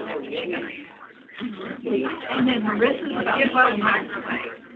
You know, Nathan, they're working for me, help her house shake.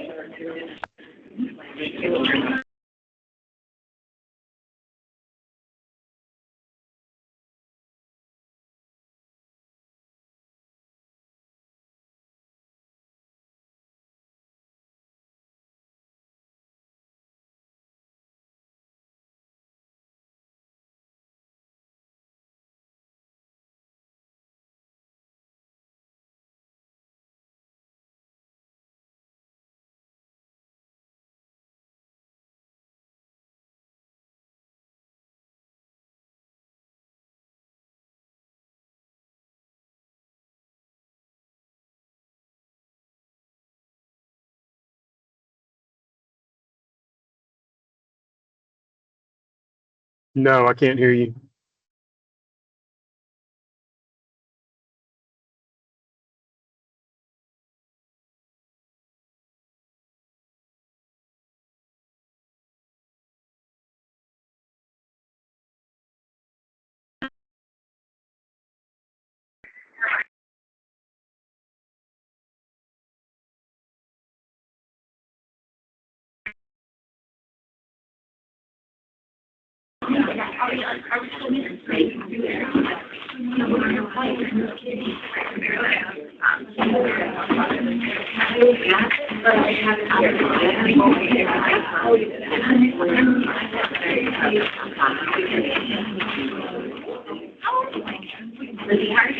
Good afternoon, everyone. We're going to restart. So I know we have a short lunch, so please continue to eat. Please continue to eat as we get the meeting restarted. We want to stick to our agenda to get you out on time. And I'm really excited to introduce Emily Lumley, an epidemiologist with our maternal health section, who will be presenting on severe maternal morbidity in Tennessee. And we're really looking forward to a great discussion after their presentation. All right, who's advancing slides? Oh, you guys are okay, no? I will forget. I'm on the stand loud. Oh, it didn't work. Thanks, Blaine. All right. Hello, everyone. Good afternoon. I'm Emily Lumley. I'm a maternal health epidemiologist with the Tennessee Department of Health, and today I will be presenting data on severe maternal morbidity in Tennessee. So here's a quick overview of what we'll be looking at today. First, I'll define severe maternal morbidity, get us all on the same page. Then I'll go over trends, leading indicators, and various maternal and delivery characteristics, and then we'll have some time for questions and discussion. First here is a QR code. You can use this to access the full report. This was released in the spring, and it includes additional analyses that are not being presented today. All right, so let's start by defining severe maternal morbidity. Here we have a visual that represents the continuum of maternal health outcomes. At the base of the pyramid, we have uncomplicated deliveries, which represent the majority of deliveries. Then we have maternal morbidity, which are health issues that can happen during pregnancy, delivery, or postpartum. These issues can range from mild to severe, and that brings us up to severe maternal morbidity, or SMM. SMM refers to health impacting and life-threatening complications due to pregnancy. And finally, at the top, we have maternal death, which is the rarest and obviously the most severe of these outcomes. For our report and for this presentation, we focused only on complications that occur during hospitalizations or delivery. All right, let's look at trends in SMM. Between 2018 and 2022, there were nearly 2,800 deliveries in Tennessee with one or more SMM indicators. The bar graph on the left shows the annual count of such deliveries, and the line graph on the right shows the rate per 10,000 deliveries. You can see that the number and rate of SMM deliveries increased from 2019 to 2021, and then decreased slightly in 2022. This was similar to what we saw with maternal mortality during this period, and was likely due in part to COVID-19 or the impacts of the pandemic. Between 2018 and 2022, there were 2,795 deliveries with at least one SMM indicator. However, more than one indicator can be present in a delivery. So in total, we saw 3,786 individual SMM indicators among those deliveries. The count of indicators per delivery ranged from 1 to 9. So you can see in this donut chart, the vast majority, 80% of deliveries had just one SMM.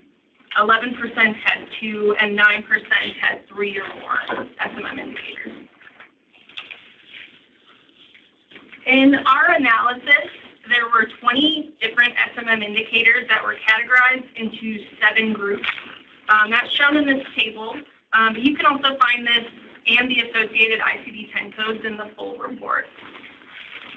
We used indicators defined by CDC, with one exception. CDC includes transfusions in their SMM definitions, but recent literature shows that transfusions alone may not always signify a severe maternal event, so we excluded them from our analysis. Next slide. So here we have the leading indicator groups. Hemorrhagic diagnoses and procedures were the most common SMM group at 34% of morbidities, followed by respiratory at 17%, and then other obstetrics at 14%, and so on. So here we are looking a little closer at the hemorrhagic group. You can see it consists of 3 indicators: disseminated intravascular coagulation, or DIC, hysterectomy, and shock. DIC was the most common SMM indicator overall, and it was the most common diagnosis-based indicator and the most common hemorrhagic indicator. And it accounted for over half of hemorrhagic indicators. Between 2018 and 2022, there were 724 DIC diagnoses. Hysterectomy represented 31% of hemorrhagic indicators, and it was the 4th most common SMM overall, and it was the most common six-month indicator. And then we had shock, which represented 13% of hemorrhagic indicators. All right, we're going to touch on some demographic characteristics of women who experience SMM. Non-Hispanic Black women experience the highest rate of SMM at 112 SMM deliveries per 10,000 deliveries. This was 1.5 times as high as the rates among Hispanic and non-Hispanic white women. We found that acute renal failure, not BIC, was the leading SMM among non-Hispanic Black women.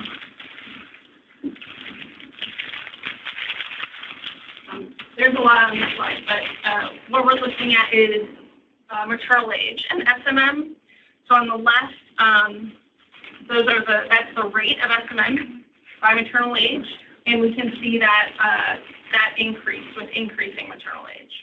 Women 35 and older experienced SMM rates more than twice as high as women under 25. That's the very bottom of the graph. The chart on the right shows the distribution of all deliveries by age group compared to the distribution of SMM deliveries by age group. We can see that women 35 and older are overrepresented in SMM deliveries, accounting for about 22% versus 14% of all deliveries. It's important to note that despite having lower rates, women under 30 still account for about half of SMM deliveries. All right, we're going to look at some pre-pregnancy characteristics. Here we have the relationship between pre-pregnancy body size and SMM, as represented by BMI. And we can see that SMM rates increase with increasing maternal body size. Those in the highest BMI category experience SMM rates 1.4 times as high as those in the lowest BMI category.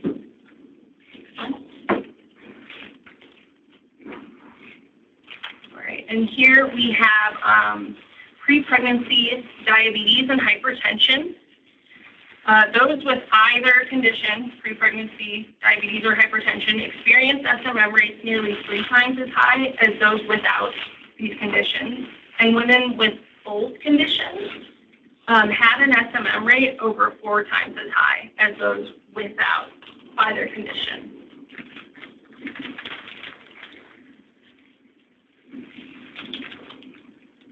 All right, I'm going to show you some prenatal characteristics. Here we're looking at prenatal care initiation.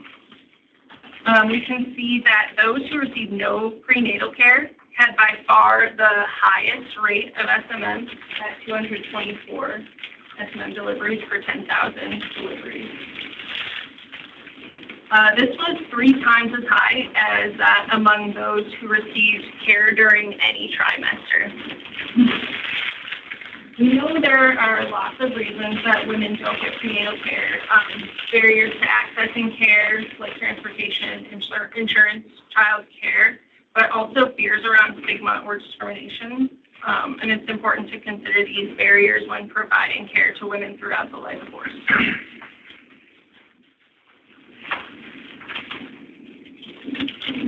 Here we have a few delivery characteristics of SMM deliveries. We have birth, pregnancy history, birth plurality, and then birth method or delivery method. SMM rates were higher among women having their first birth and highest among those with 2 or more previous births compared to women with a single previous birth. SMM rates increase as increasing birth plurality, which refers to the number of fetuses in a pregnancy. The SMM rate among triplet and higher order deliveries was over 4 times as high as that of singleton deliveries, but they did account for less than 1% of the total deliveries. And then looking at method of delivery, SMM rates were lowest for spontaneous and vacuum-assisted deliveries, and highest for cesarean and forceps-assisted deliveries. The SMM rate among cesarean deliveries was 4 times as high as that of spontaneous deliveries.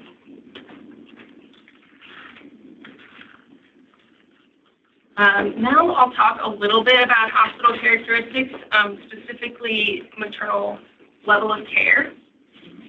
This graph shows the distribution of deliveries by maternal level of care using our previous locate designation, since the years of this data are a little older. Level 4 is at the top, and that provides the highest level of care. On the left is the distribution among all TN deliveries, and on the right shows the distribution among SMM deliveries. Only 6 birthing hospitals in Tennessee provided level 4 maternal care between 2018 and 2022, but they each saw a large volume of deliveries. Together, births at these 6 hospitals represented 31% of total deliveries and 45% of deliveries with SMM. On the flip side, 36 level 1 birthing hospitals collectively had fewer deliveries, representing just 25% of total deliveries and 12% of deliveries with SMM.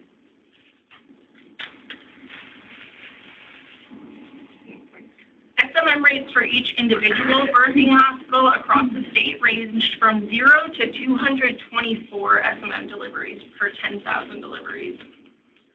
While the average SMM rates generally increased with higher levels of care, there was notable variability within each care level. So if we look at the dot graph, you can see that some level 1 hospitals had higher SMM rates than some level 4 hospitals. There's a lot of overlap, especially a lot of variation in those level 4 hospitals. That actually takes us to the end of the presentation. We do have a couple of discussion questions, but before we move on to that, I will take any questions that you all might have on the data that I presented. Emily, that actually is not for you. I'm asking for recently. Is it on? Yeah. TennCare covers GLP-1s, and recently it's expanded to for weight management, so we're not going to see this in our slides. So TennCare has been covering GLP-1 for FDA-approved indicators from the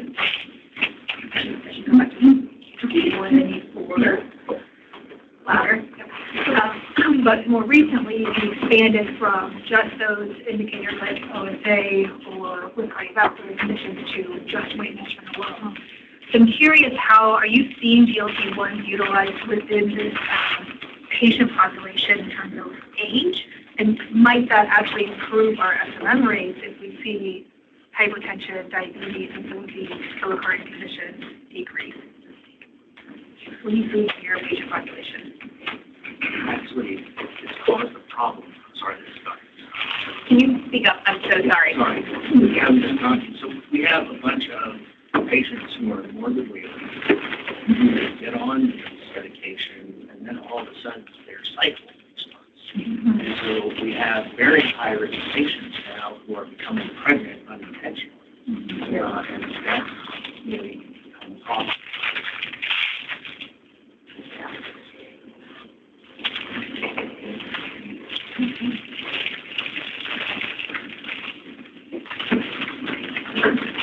Can I ask a question?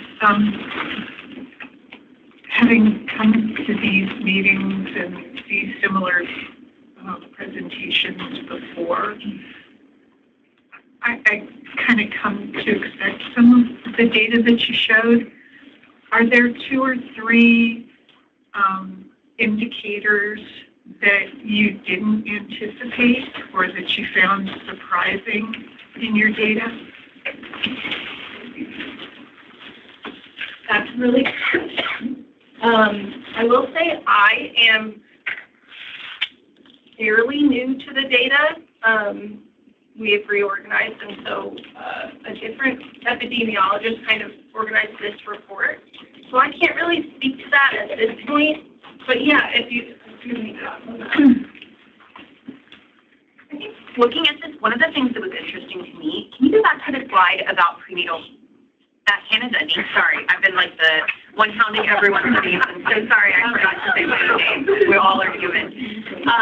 we're just trying to keep up with the ADA requirements, trying to be compliant.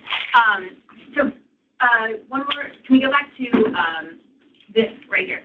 So I think this is one of the things that was surprising to me in a way that's a little, around the protective effect of starting prenatal care even in the third trimester. This surprised me. It didn't surprise me that no care was going to be really high. We see these patients, we know these patients, we know who they are. But to see that starting care in the third trimester is almost as the same number of SMMs as first trimester, that shocked me. And I think that shows us the value of knowing about a patient. So even if this is your morbid obese patient that has been never cycling, is very high risk, takes the GLP-1, now starts cycling, is now, oh my gosh, we have this patient with all of these comorbidities, at least we know about her.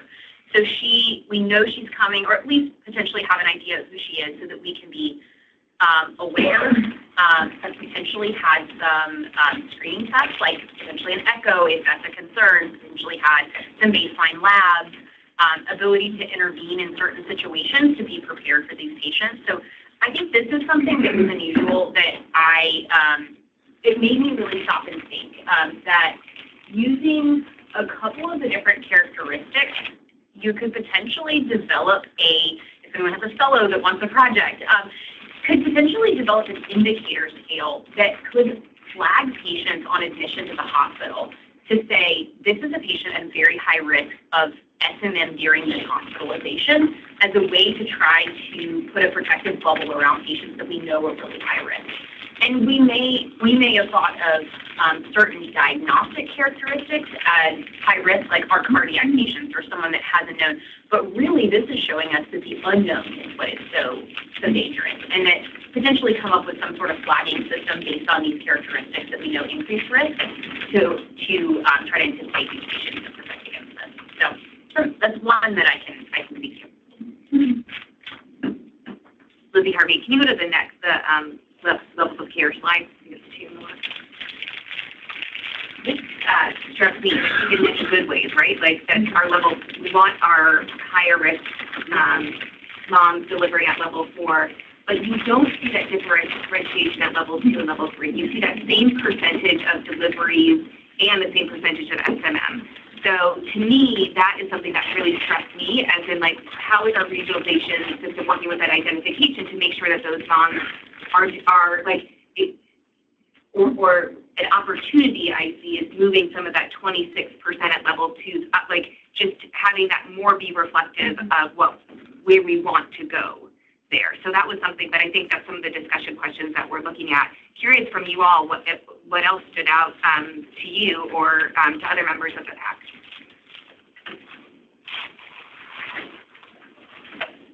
Lily, well, one of the things that stood out to me was there was a big difference between vacuums and forceps. It was almost like a over double increased morbidity with forceps, which I didn't know if that was an absolute number thing, like because there was such forceps done, therefore it looked worse. I didn't know if like how that was supposed to see if I could figure out how that data translated into the bigger picture. I'd always say that, Dr. B, that in practice, when I practice, commonly have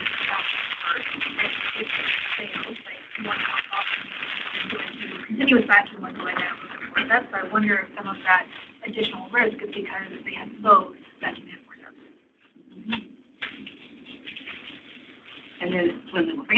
And then the next question I had, within that no prenatal care group of people, assuming it's hemorrhage is a big one, but like, do we have any way to know what the SMMs were within that group? Yeah, we definitely do have a way to know. I can't, off the top of my head, I'm not entirely certain, but it's something we can certainly look at, yeah, definitely. I'm thinking about other things I'd be curious about with that group too, just seeing like what other things are going on with them. That may be sort of confounding this that's of course my thought is what's confounding the relationship between the prenatal care and the and SMM, right? Why aren't they getting prenatal care? Honestly, a lot of times substance use is sort of a big one. Whenever I think of these patients, what's such a huge, done that prenatal care, hemorrhages, knowing what such a huge proportion of all this is hemorrhage. Hemorrhage is just not what I feel like is their major as it is. But maybe it's a component of it, and therefore it's part of 2 or 3, because it's not uncommon that they have more than one. And so maybe that's how hemorrhage looks like it's, playing such a big role. Yeah. Dr. Visconti. So I thought this data parallels what's happening nationally with acute kidney injury. So there's been a threefold increase in the last 5 years. It's attributed to things like maternal obesity, diabetes, chronic hypertension.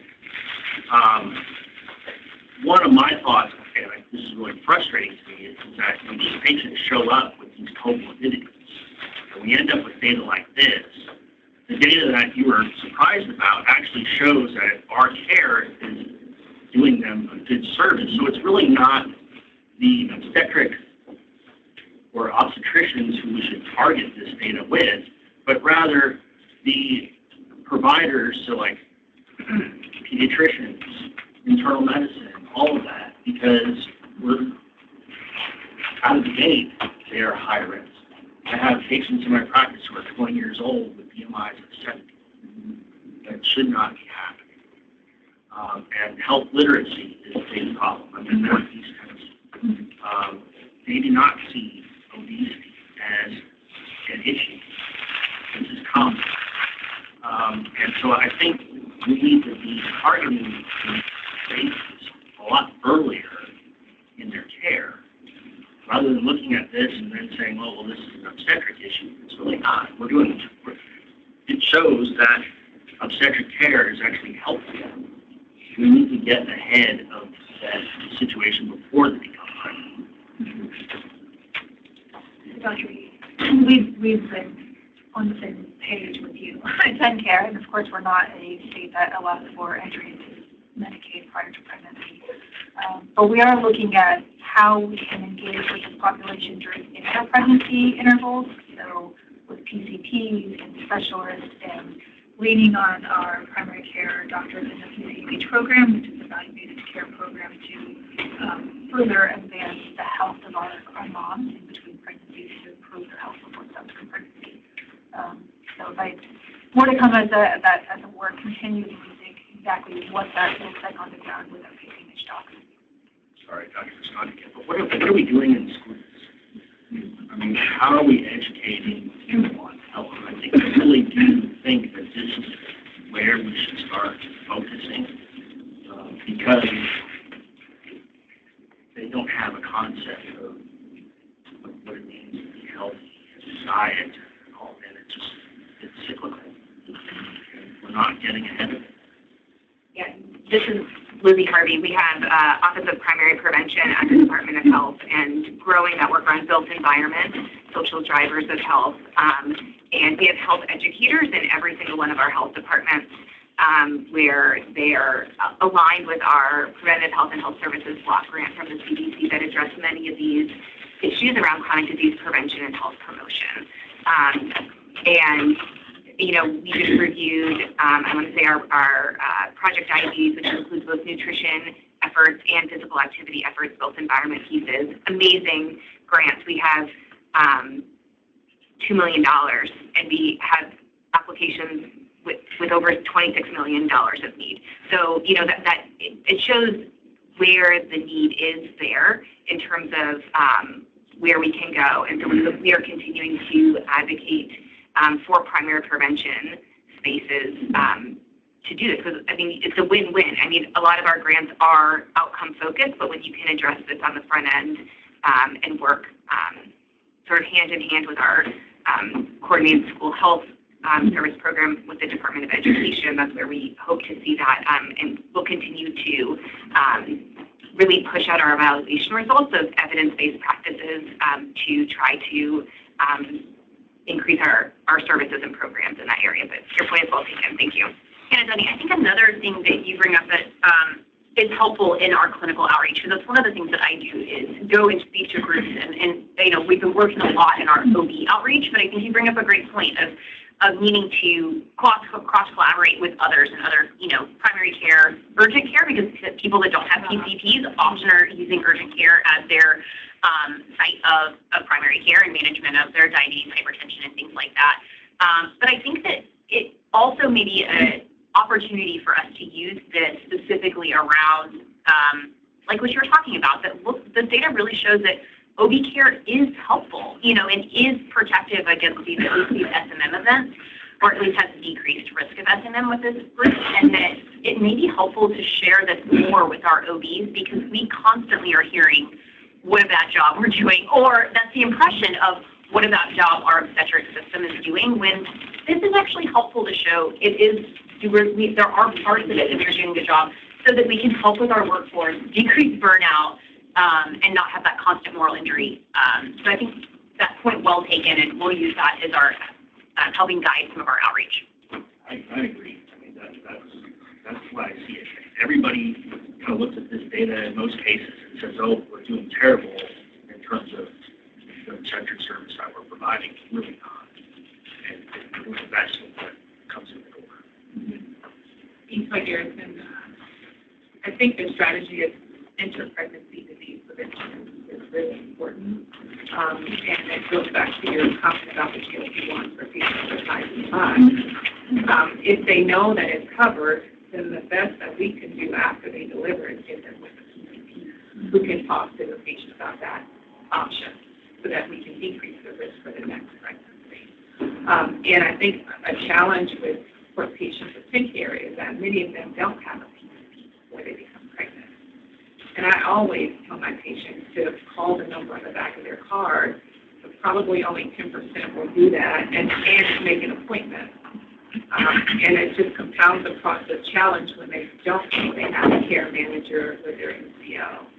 So I don't know what the solution is, but if there was a way for me to do a warm handover to or make sure that the patient has a list of practices that take TIN care, that would go a long way towards making sure that the patient has a primary care physician that can talk to them about options for treatment to decrease their risk. I think it's also particularly important when you have patients that, I think you said 50% of the patients that have an SMM are below age 35. And I'm sure you've got a similarly higher percentage of patients that are low risk for pregnancy, but have a severe maternal morbidity with pregnancy, who need follow-up care with their PCP. The last thing I'll say is if you could stratify your SMM by level of maternal care, that might be helpful for us to identify opportunities to support level 1, 2, and 3 facilities.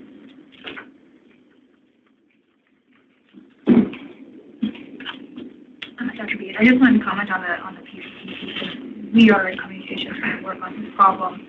Every TIN care member is assigned a PCP. They can change it, but they do have an assigned PCP to them. You can find who that is if you use TCOS, which is TIN Care Online Services, and that is a online repository available for our providers, offices, et cetera, to be able to check on an individual's eligibility, who their MCO is, and who their PCP is. So we'll make sure and get that out to this group so that you have it on hand. I recognize there's still a operational workflow there, which is, okay, here's who the PCP is, but the member needs to make an appointment or get to that office, et cetera. And so we're still working on how we can further support OBs, anyone, whether it's OB, pediatrician, et cetera, how to get that member there to the PCP, and what we're calling transitions of care from, okay, now you've delivered, you have diabetes, you have hypertension, you need to see this person to have further management. So that's the piece that we're still working on. So I should know this, but how long does post-pregnancy TIN care coverage last? 12 months. Dr. B. Yes, it is 12 months for an individual who has Medicaid. It is 60 days, or the end of the month in which the 60th day falls for individuals with coverage. So you have to get them within 12 months for all this inter-pregnancy care, because unless they get pregnant again in 12 months, they will lose coverage, correct? Dr. B, thank you for that clarification. So they have continuous eligibility for 1 year after delivery. What that means is they don't have to resubmit for re-verification until that year is complete. At that point, they are asked to submit enrollment eligibility criteria again so that we can confirm that they remain eligible. And most of these will qualify for a parent caretaker category. Oh, It's just that it reduces that churn that occurred. In the past, they would have had to send that information upon delivery or 60 days thereafter, and then many of our moms would respond and they would lose their coverage and then gain it back when it was submitted. But this way, we have continuous enrollment and it's not until the full 12 months. And then tag. So given that this is a predominantly young group of women who have these SMMs, I would hope that you are saturating social media with public service announcements to this effect, because if they're not getting obstetric care, yes, they probably don't have a PCP, they probably don't have a dentist, and they're getting fragmented care in urgent care and ED, if they even go. Hannah, Debbie, one thing I want to follow up about PCPs. One thing that I've seen in patients is where I often refer patients, let them know sometime in the second or third trimester, hey, you have a PCP, I'm going to want you to see them after delivery, can you go ahead and call and make an appointment? And then I hear back from patients, I called, they said I was pregnant, they won't see me until I'm not pregnant, and they won't even let me schedule an appointment.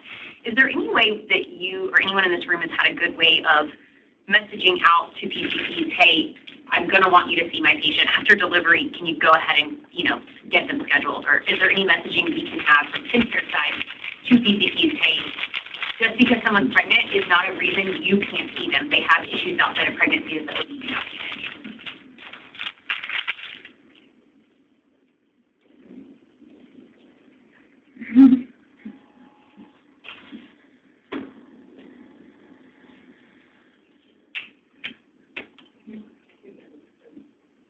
Can I? Yeah.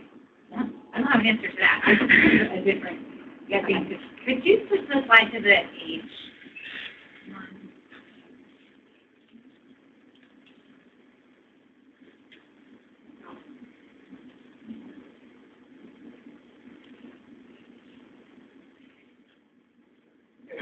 Yeah.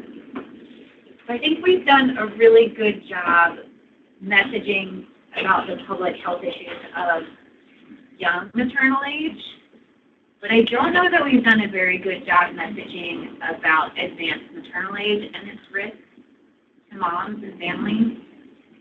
And I wonder if there's maybe a handful, 3 to 5 messages that we could focus public health messaging on that would really be targeted to them. So age being one of them, but healthy weight being one of them.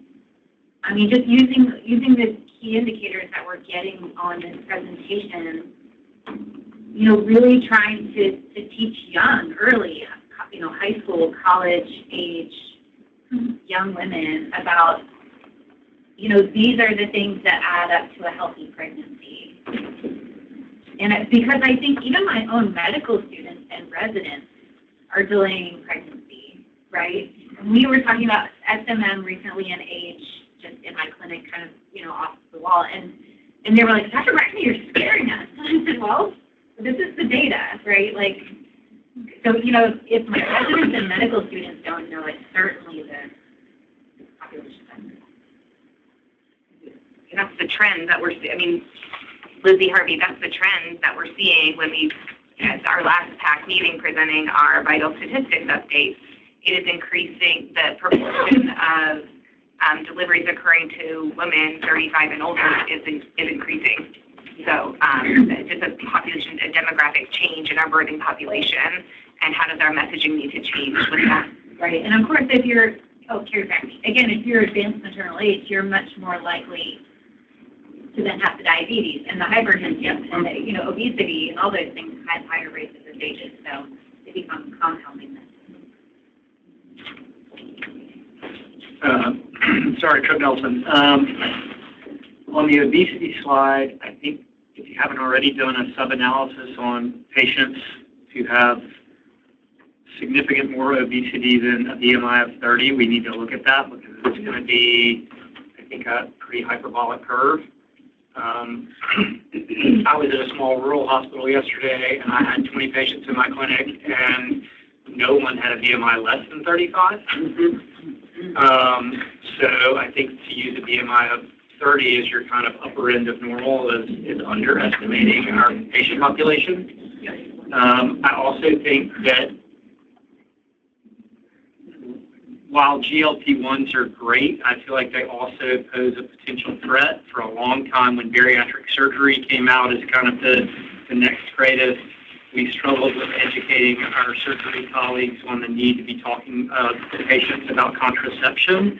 And I think that problem can run like a rampant wildfire when there are more aesthetic clinics and there are more primary care doctors that are using GLP-1s, which is fantastic, but they're not thinking about the fact that I'm going to take your BMI from 50 to 42, and now you're going to start to ovulate again, and while we've reduced your risk somewhat, as soon as you get pregnant, I don't have anything in my armamentarium to keep you from gaining excess weight during pregnancy and dramatically increasing your rate of SMM. So if we're not talking about contraception on the front end as we're talking about initiating those medicines, I think our potential is actually one to increase the fertility rate in patients who are currently not terribly fertile and then really have an explosion in our SMM rate. And that's information that we can take back to our family planning team is a potential opportunity for some educational, that opportunity for educational outreach to that group, the diverse group that prescribes GLP-1s is make sure you remember to couple a contraceptive conversation or at least a reproductive life planning conversation with your GLP-1 counseling. Kevin Muskowski. So just to piggyback that, I have two patients who were put on GLP-1s for terrible diabetic, terrible glucose control. Two got pregnant right away. Their diabetes was still not controlled, and babies had severe cardiac health. So it's not just useless. We're having to deal with risk for fetal malformations.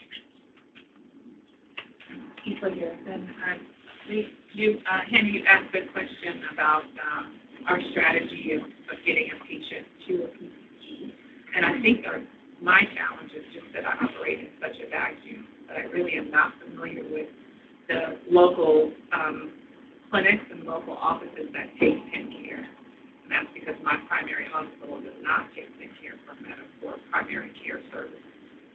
And my EMR is not linked to any of the outside practices that do take TennCare for primary care services. So I would love your leadership in terms of thinking about, well, how can we connect with the practices that take TennCare, so that we can at least think about ways to perform that warm handover. If I had a list of 5 practices, I could at least encourage my patients to consider those 5 in their area, but I don't even have that list. And so if there's a way for us to communicate with each other better, it's very welcome.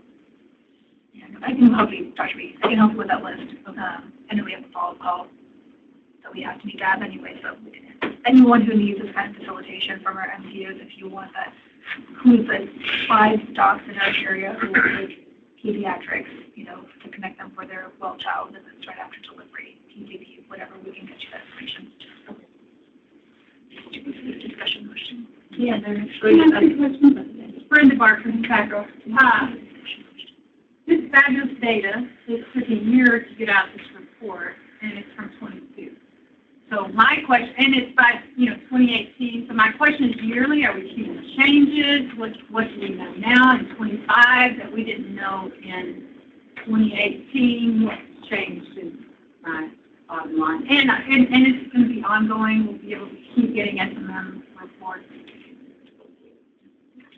And it's fabulous to get it. We love it. Yes, this is Emily Lumley. We are planning to continue to pull this data, and annually we will, we have plans to work with TIPQC to continue to provide this data to you all.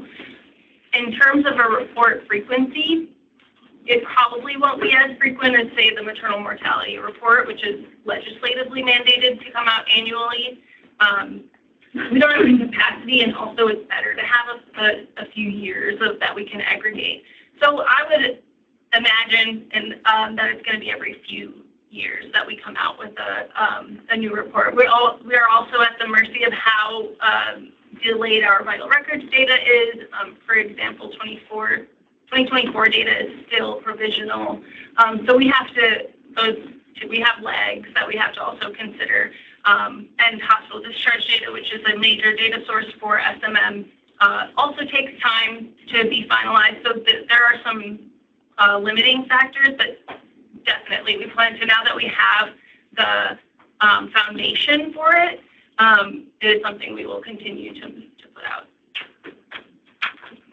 Is it possible to have a dashboard, like the Arbor Defense dashboard, to help so somebody can go in and see what's happening last year? I know the generation of the report takes much more effort and time, and the dashboard may have more logistic issues also, so just a thought. Lizzie Harvey. Yeah, I think we always are trying to free the data as much as we can and to make it actionable. And so, I mean, both to your point and to Brenda's point, we have to be thoughtful about, is the data going to measurably change our recommendations for action based on how often we pull it and to what degree? And I think that those are really important things to consider as we move forward in this space. And so how are we monitoring trends with data lags, and how are we really trying to get, and this is sort of part of this discussion, is we know with our annual maternal mortality report, we just see that tip of that pyramid. And with this information, we have so much more insight into opportunities for quality improvement for those pieces. And so our current process is really engaging with TIP-QC to make sure facilities get their own reports to inform action. And so that has been our current way to do that. But we are also open to thinking about, again, if there's actionable steps that you can take, how we can better support you with that. We can't get around some of the data lines with our hospital discharge. This requires linking both our birth certificate information with our hospital discharge data, which has considerable lags. 2023 is the latest final year of data that we have from our birth certificate. And this report was done prior to that year being finalized. So that is why that data lag does exist. Right. But yeah, happy to start engaging in some of these discussion questions. So I'll turn it back over to Emily. Alice really leads the ADP information. Might just be helpful. I think Karen and the Department of Health you all done such a great job in breaking down some barriers around public assistance or different data sets and how we learn from it.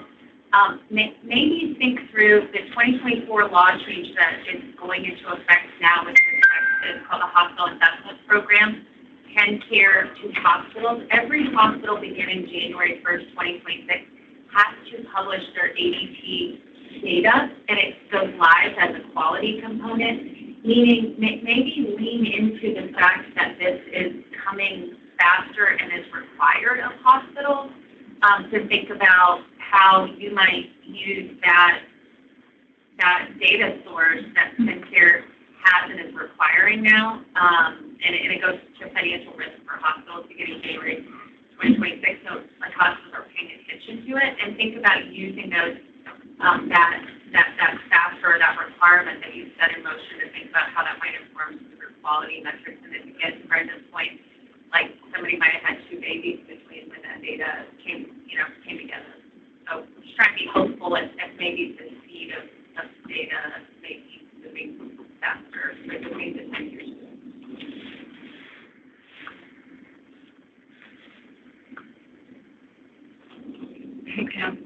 Just make one plug.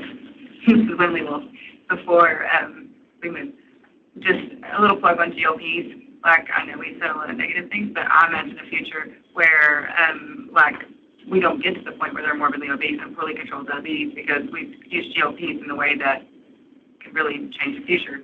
And so that ultimately decreases all these things, and they're no longer a 40-year-old morbidly obese, and because they never had cycles that were regular, now they are not as overweight, and they're cycling in their 30s, and now, they're just decreasing so many risk factors. So, and I don't know if, to be as harsh as like Accutane, where you have to like sign the waiver that, but, what we really need to push is, do make sure they're on birth control. And I think so many of these people will say, oh, I can't get pregnant, and I've done it as an OBGYN. I've been like, okay, cool, and not force the issue, but like we really have to force the issue somehow. That's what we have to do. But,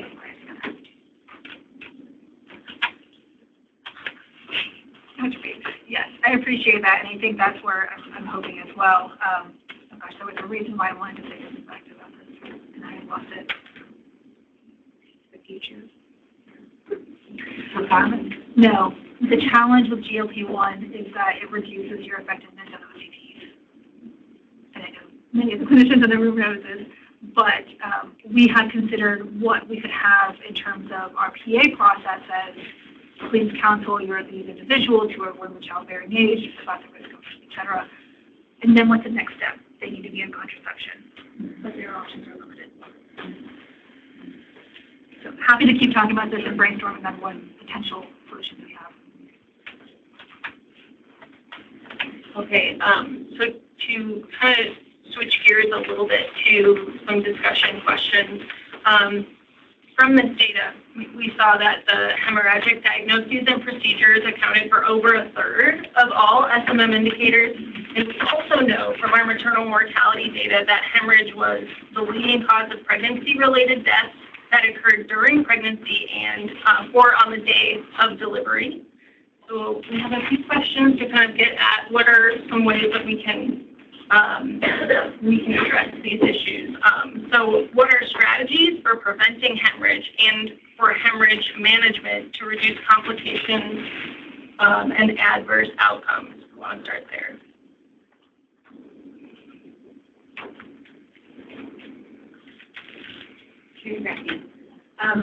So one thing that we just started doing that I had seen done at a previous hospital I worked at was that we created a new order for a CDC for pregnant patients.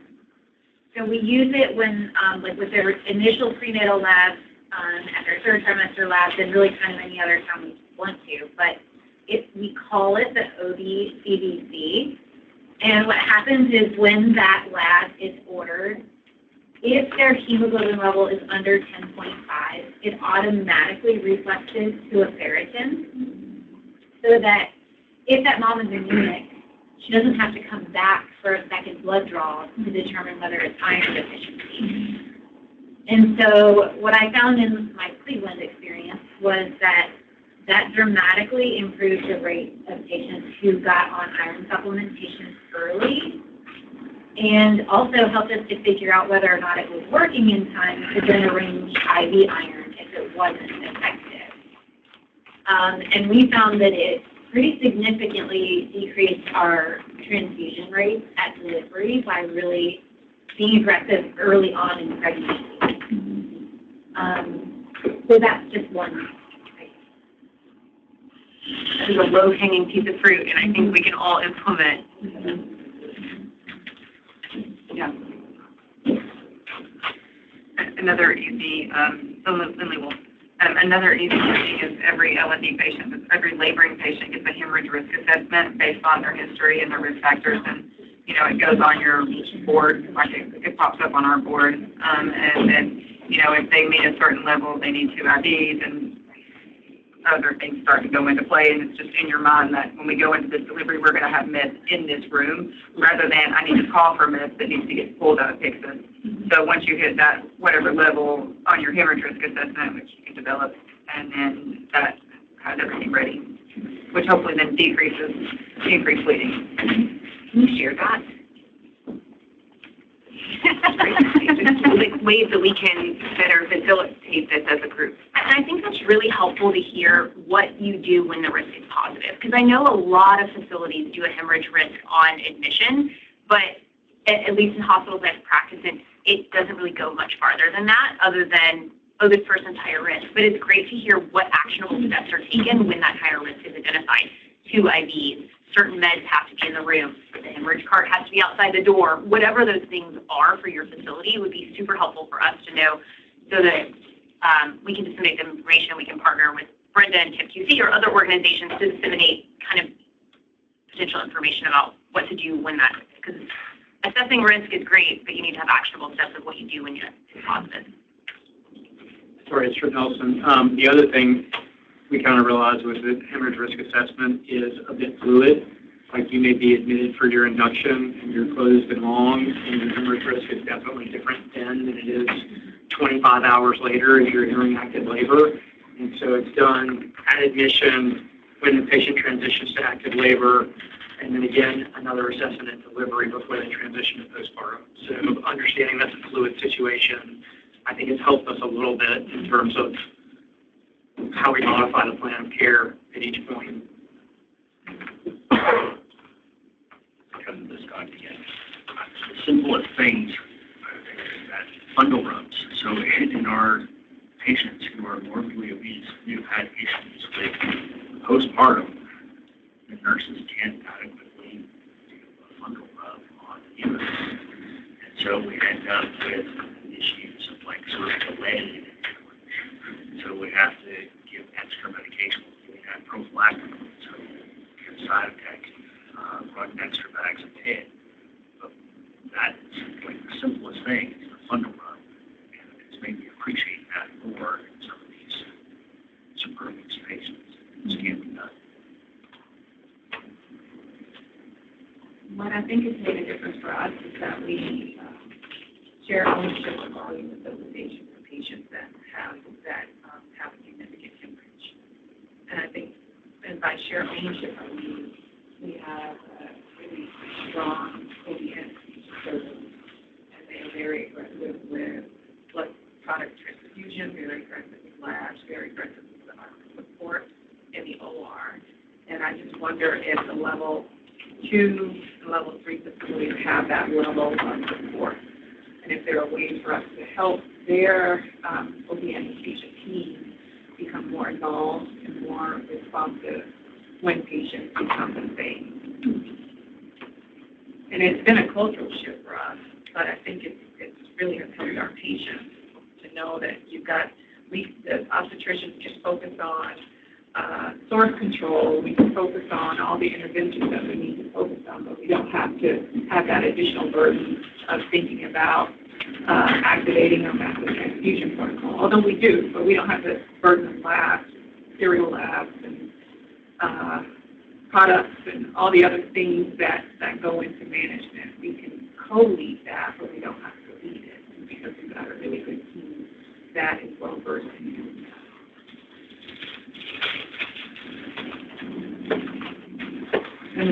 Have another strategy. One of the other things that we, I think providers were like, every provider likes to undercut the PDL, let's be honest, but I think we absolutely were waiting too long to institute measures. So once we went into and Nelson can probably talk better about it, but we, people were like, I don't want to do that Bakri. I don't want to do, everybody was afraid to go to that next step. And so once we, said, if you get to a certain EBL, this is hard as fact. Like, you get to 1,000, you're putting in Bakri or data. Is that your threshold of 1,000? It's still, sorry, Trip Nelson, it's still somewhat provider dependent. I feel like we went through, I think we had a hard process because we had a very difficult time working with hospital administration to bring in the JADA system due to cost, right? And we eventually were able to argue that, but it was, hey, this needs to be your last step rather than your earlier step because of the cost of the device. And I feel like kind of as it's become more accepted, at least at our institution, and what the data would certainly suggest. There was an article in ABOG's MOC this year about, there really doesn't seem to be a superior device in terms of hemorrhage control, but what held true regardless of what device you're using is that earlier use in your algorithm reduces the likelihood of getting to a hemorrhage of greater than 1,500. So I think we kind of almost had to double back and re-educate a lot of people in our own institution about, well, hey, I know I told you not to use it, it's the last ditch effort, but now I really think you should probably use it much earlier in your resuscitation, so it's moving that up in your algorithm and not waiting until you've used 2 or 3 uterotonics. And I think those devices can especially be helpful as we look at patients with morbid obesity, because it's not dependent on the volume of distribution in the medicines and all of those things that can be affected by BMI. I do know, like, at 1,000, our nurses are asking, do we need to get a Valkyrie in the room? So, like, once we hit that mark, that's when the question's asked, and then it's, may or may not get it, but.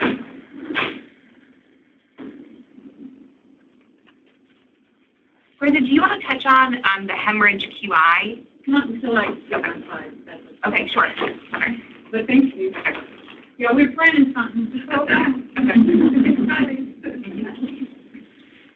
How are we feeling on time? Do you want to, 3 more minutes? Yeah, let's check. Okay. Do we want to go to the next slide? Or do you feel like, this is more about like, yeah. Yeah, next slide, please. Thank you. So this switches gears a little bit, but as we talked about, we're aiming to care for high-risk patients at higher level care hospitals. And we see about 38% of SMN deliveries occur at maternal care level 1 and 2 hospitals. Also, we see in the literature that 1 in 5 instances of postpartum hemorrhage occurs in women with no risk factors. So what are we doing, or can we be doing, to ensure lower level maternal care hospitals are equipped to handle perinatal hemorrhage or other SMM events? I know we touched on this a little bit, but I'm at a low level. I think that us having JADA felt like a big deal. Like we were, as a provider, super excited to get it. We only got it because we needed locums providers, and they refused to come into our hospital without JADA. So our administration then was like, well, we have to have this service. So I think encouraging hospital administration to not look at that number. So we're lucky now that, and I have a fetal pillow, which is huge for me when I have no assistance for these deep head, a gal that's pushed for 3 hours and now I'm doing a C-section. So I feel like the fetal pillow has greatly decreased my hemorrhage rate, and my extensions, and like my 2 in the morning, like, oh crap, I'm here by myself moments. And then having JADA has helped a lot. A barrier that I see is that getting medication, is in the middle of the night at our hospital. Like, the pharmacy closes at midnight. After that, you have to have like an orderly, or no, what's the name? House supervisor, thank you, has to go get it. And when you're in a hemorrhage situation and a house supervisor who might not exactly know what she's looking for, I mean, that has been our biggest, or my biggest frustration with hemorrhages at a small hospital, is like mainly getting meds in a timely fashion. And then prior to having all the gadgets, they were like, why do you need the gadgets? It's so expensive. And I'm like, now I feel like maybe we have more evidence to support that we deserve. What medication is your house supervisor going to go get out of the pharmacy? Is it Metrogen that's refrigerated? I think it's Metrogen that's refrigerated. So has your facility looked at a refrigerated hemorrhage cart for to put on labor and delivery? There is we got us like a smaller refrigerator, and then the last time we went for it, the Metrogen was out of date. So then they had to go down. And I'm using my other urotonics in that moment. But it's just like little frustrations like that where you're like, okay, well, I'd love to give the medicine I just ordered, but apparently they went to read it off and it had expired. So again, I think it's like small, and that was, they said they went through and saw why that happened, and they said it was because we had just gotten the refrigerator upstairs, it wasn't getting monitored, they were putting it on the list for pharmacy to go and do all their checks, whatever their checks and balances are. But maybe just small hospital woes, since it doesn't happen all that often because we are so low volume, that then when you do have the moment where you need everyone. And then the other thing I think at small volume hospitals is when I have to take someone back to the OR, my OR team might be 30 minutes out. So then luckily anesthesia is always there when I'm there. They stay on campus. But that's just because of luck, quite honestly. They all live too far to stay at their own home, so they stay in hospital housing. Because you would be in a situation where that's your issue, is you don't have an OR team. But I've been able to roll back with just me and anesthesia before, and we figure it out until the rest of the team gets there. So. Dr. Denny, Brenda Barker. Apparently, we've been driving around the state having some fun, but one of our hospitals recently told us Joint Commission is now requiring that refrigerated medicine on the unit, and that's now a Joint Commission. I can't verify that, I'm not the Joint Commission, but it might. And maybe that encouraged them to get it to us, because it did show up shortly after we had a big problem, but also we've had Joint Commission around, so maybe that was why now we have the refrigerator on the unit, but it was also not stocked appropriately. So then it's just little things like that. Simulation will make a big difference in improving culture and helping the team identify opportunities for improvement. So to the extent that we can continue to stress that and offer it and encourage it for hospitals at every level, I think it's going to make a big difference. And then also sharing the data. I think if the level 1, level 2 hospitals are aware of their percentage of SMM and have an opportunity to compare that to other similar hospitals, I think that also will make a difference and help drive improvement.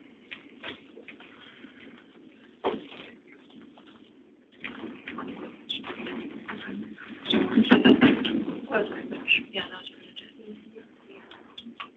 perfect. All right, I think that wraps up our discussion and opens the floor for Brenda, unless anyone has anything else to add or ask.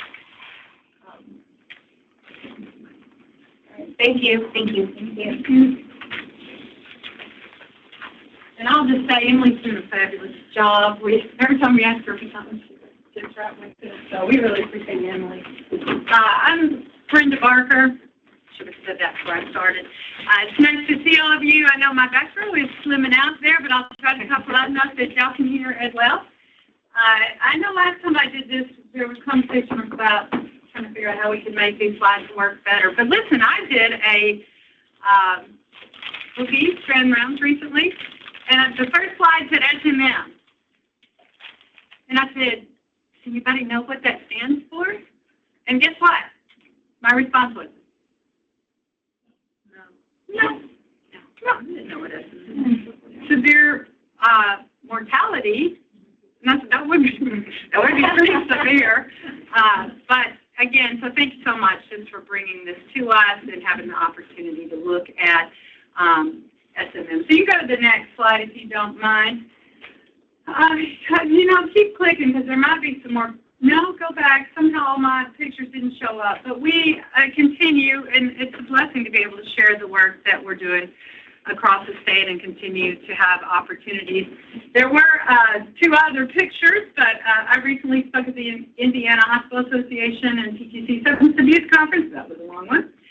Dr. Graves spoke at Kentucky Symposium for Maternal and Infant Outcomes. By the way, Dr. Graves calls those GL1s, the baby maker. GLP1. Oh, baby maker. Yeah, just saying. And I thought, oh, great, for folks having struggles. I recently spoke on a doula meeting. I did speak at a OB section meeting. We went to the cardiac ground rounds with Dr. Dudney. You can see us there with the in Georgia. We learned a lot. I'm serving on the Colorado Safe Sleep group. Dr. Guthrie spoke with our Mississippi folks on our TTV. I'm speaking on an NMPQC webinar, and Alicia recently spoke on an AIM webinar. So I want you to know that we are representing you and hopefully sharing the great work that you're doing. If you'll go to the next slide. The good news is, with the federal funding, that TIPQC is still here, so we've still got our grants and our ones from the state, and we're super excited to continue to work. But one of our organizations that we've worked very closely with, ACOG's AIM, Alliance for Innovation in Maternal Health, is no longer here. And so they closed their doors August 31st, and that was ACOG's decision to no longer take federal funds. As a result, it has, it's hard on folks who really depended on them. AIM has most all of our maternal warehouse of all our maternal QI projects. They have all the data, which if you want to go to the next slide, this is AIM data. This is our hospital data. And you threw that was such a great suggestion that we show our hospitals their data. This is their data. This is our Tennessee data. We've had this for 5 years, and hospitals have had access to their data. Many of them didn't know they did, and even when we did our data conference a year ago, they still didn't got access to it, still didn't really utilize it. And so we do have the opportunity until the end of the month, Halloween. It'll be over. But you can still dive in, look at your data, go on AIM, look at their webinars, look at their packets, look at all the materials, their data sources. But that will go away. The AIM Data Center is going away at the end of the month. And then the other resources they say are going to be there for a while. I don't know what a while looks like, but I just wanted you to know some of those changes. If you'll go to the next slide. So what is SMM? The TIPQC group, pretty much Tanika and I have traveled the state and hit as many hospitals as we can. And so these are slides. It was funny, I was putting these together before I ever knew Emily was going to speak on SMN. I just wanted to share what we've gone around and talked to our hospitals about. So what is SMN? One thing I want you to know, it is not used, it should not be used for comparison. This is your hospital's specific data. This is data you should look at. You should know what your hospital is, but it shouldn't be comparing. So you'll go to the next slide, and I think you've got these slides. These were two graphs that we used with our hospitals. So what is an SMM, right? And again, if you don't know, here's a great opportunity to look at the indicators. There are 21 listed. One of them has been taken off, which is transfusions, for the reasons already discussed. But I like the grouping that kind of looks at how do we group those? Cardiac, hemorrhage, renal, respiratory, sepsis, and others. So if you'll go to the next slide, we've already kind of had a overview of that. Risk factors, I believe we all know what some of those are. This is your opportunity for feedback. What are some risk factors? Even our neonatologist can probably answer this one. Advanced maternity. Thank you. You got it. Yay. Anybody else? Risk factors? Obesity. Thank you. Previous pregnancies, miscarriages. They're all up here. You're absolutely right. So you want to look at those, obviously. I like this middle graph, and I've kind of honed in on this one with all of our hospitals. There are really 3 factors that we want to look at in SMM, and as Dr. Harvey mentioned, I call it the tip of the iceberg is our maternal mortality, but morbidities, all of this below. Obviously, that would make that tip of the iceberg smaller, but more important, all of that, percentage underneath it, if they don't have to have an SMM, let's see what we can do. It's the right thing to do. And so as you look at you look at the patients, so the 3 factors, the patient, the organization, that's our hospital, that's our system. That's, sending a fax and realizing it's not going to get our blood product, or realizing that there's no one there to answer the phone if you called. So what in our system can we change? And that's what we look at, obviously, in quality improvement.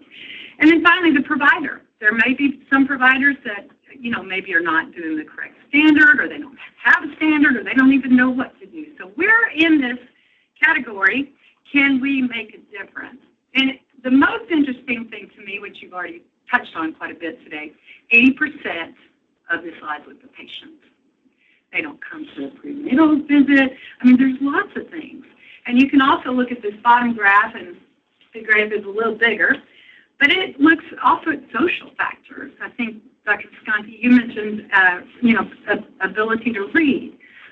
Just there's a lot of things that come in with these patients. And 80%, really, and the comorbidities and the high BMIs, and, that those are things that we can look at in different ways, and how can we attack that. We don't want to lose sight of our organization, because there are still things that we can do to make a difference, as well as providers. If you'll go to the next slide. Well, when we went around and did these site visits, in a minute I'll show you all the hospitals we went to, these were the things we heard. We need resources, we need resources, we need resources. You can see the list, the barriers. I think Erin said really wanted the OB life-saving emergency training. Again, has had that in the past. We saw hospitals where physicians are trading around, lots more interest in midwifery. I mean, there's just all kinds of things out on the ground. If you actually, find out what's happening in your area, it's really fascinating. If you'll go to the next slide, and y'all can read all of those. We decided, after, running around to say a little bit, and also with our Community Resource Council, to put together some of those resources so that they're kind of in one place. So I love your idea, Dr. B, of putting those resources where people can actually find them, see what they are. And so we have a list as well. Thank you to Anastasia, our Assistant Director, who has better skills at this than I do.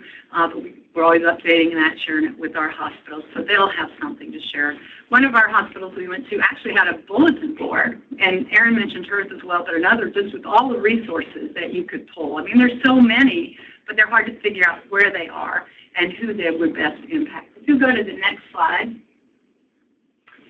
So on our website, again, based on all the wonderful improvements and changes, we have added a section that's called initiatives. And if you'll go to the next slide, under that, we put a whole bunch of initiatives, like the blood pressure cuff. So if you wanted more information, a patient, a provider, you can just go look at our blood pressure section. It'll say how to, all the details from TennCare. It also has information from the Preeclampsia Foundation, how to take a blood pressure, how to use these readings, how to record them.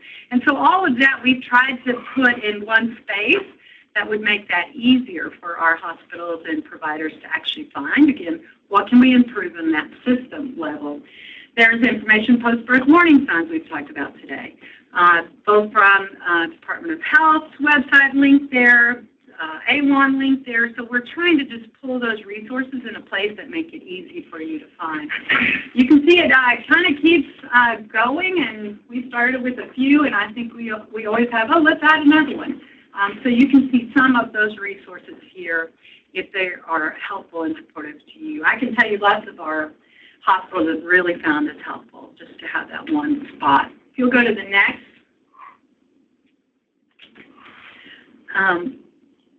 One of our hospitals said, we really needed some more lactation. So we went back to our lactation folks that we've done those original trainings with and asked them if they could provide, again, for free, to our hospital. So we have until the end of December. If you have anybody that wants to get additional lactation training, it's a 3-hour training. It's really, really super great for our hospital. But anybody's welcome to it. You have to reach out to us because we have to give you the code, and you're supposed to be in Tennessee. But other than that, here's another training that you can share with your staff and team. And again, resources is what really everybody has said they need. If you'll go to the next one, so you save $30 a person. We'll blur your slide, I know that, and it's outdated. But another thing that we added, because we heard about this at our AIM conference last year, is an SMM, basically case review. This is geared toward providers, but we're just passing around the state. Dr. Wolf and Dr. Nelson did our last one. What was some interesting cases we've had? What would you like to, share? We don't all have to make the same mistakes, right? And so how can we improve across the state. So this is an opportunity. Anybody is welcome to join us, but it is quarterly to allow some interesting reviews of cases. And as we've shared this, every hospital goes, oh, we had one. I'm like, oh, great. We want you to share it. So if you'll go to the next slide. I think that I repeated this because I wanted to note, again, let's look at that patient. And if you'll go to the next slide on that. I'm not sure why I actually repeated that. Let's see what the next slide says. It made sense when I looked at it. All right. So if you'll go back one slide. So you can see the graph with the data from Tennessee. These are hospitals. Tell me which hospital is yours, right? It's not meant for comparison, but it is very interesting when you give it to the hospital and say, this one is yours.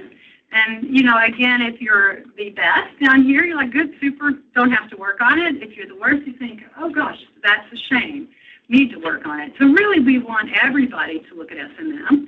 And if you'll go to the next slide, as we've gone to the hospitals, so we show them exactly who they are. These are blinded, and none of you are in this room, whoever these hospitals belong to. I'll just tell you that.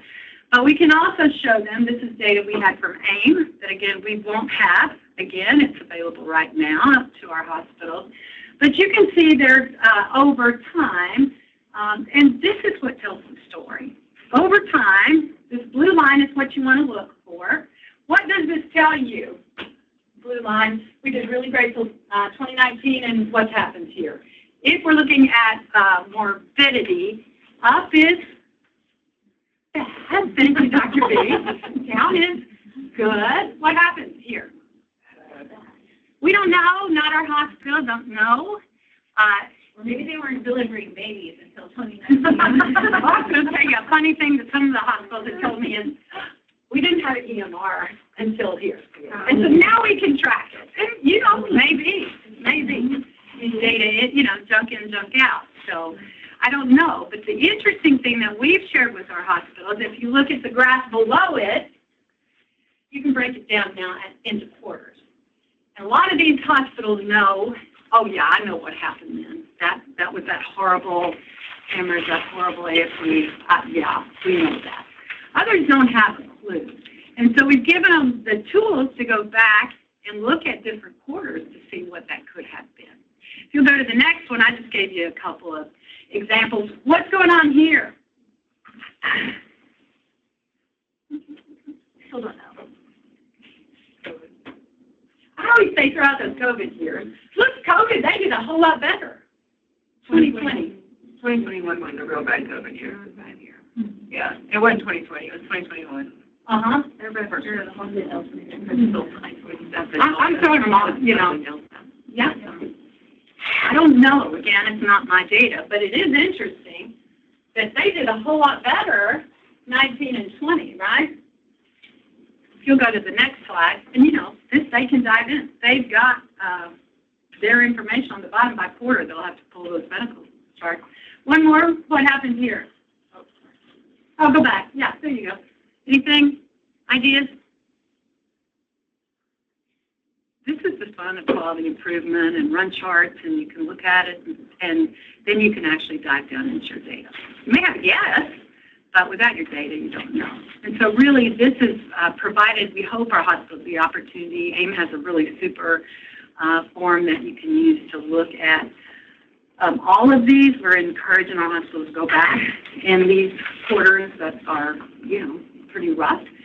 Utilize those forms and try to dive into what was going on in that and review that. So if you'll go to the next slide. So here's what hospitals were saying.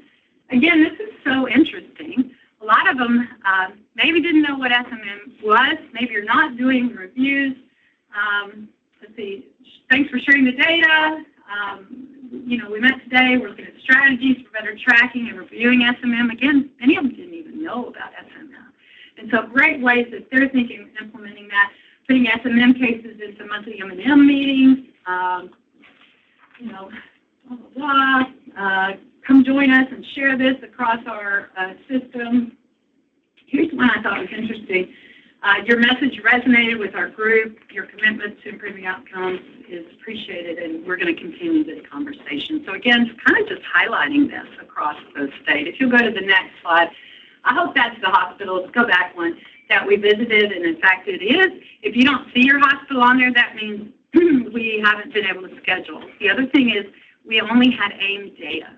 So if we don't have AIM data, I can't go tell you what your results are. And so we try to get that from Emily, but there's about 39, and that was a big fat lift. I'll just tell you, going to all of these hospitals, spending about an hour and a half driving the state, but it was really impactful. So hopefully money well spent. If you'll go to the next slide, and we're still scheduling some. We ran out of our that cycle, and so I'm just doing them on my own because I think it's that important that we go out and fight every hospital that we can. So if we haven't hit your hospital, just hit me up and I'll come visit you and pay my own lives and share that information with you. But really the crunch was October the 31st. We wanted you to have it and have access and download whatever you wanted.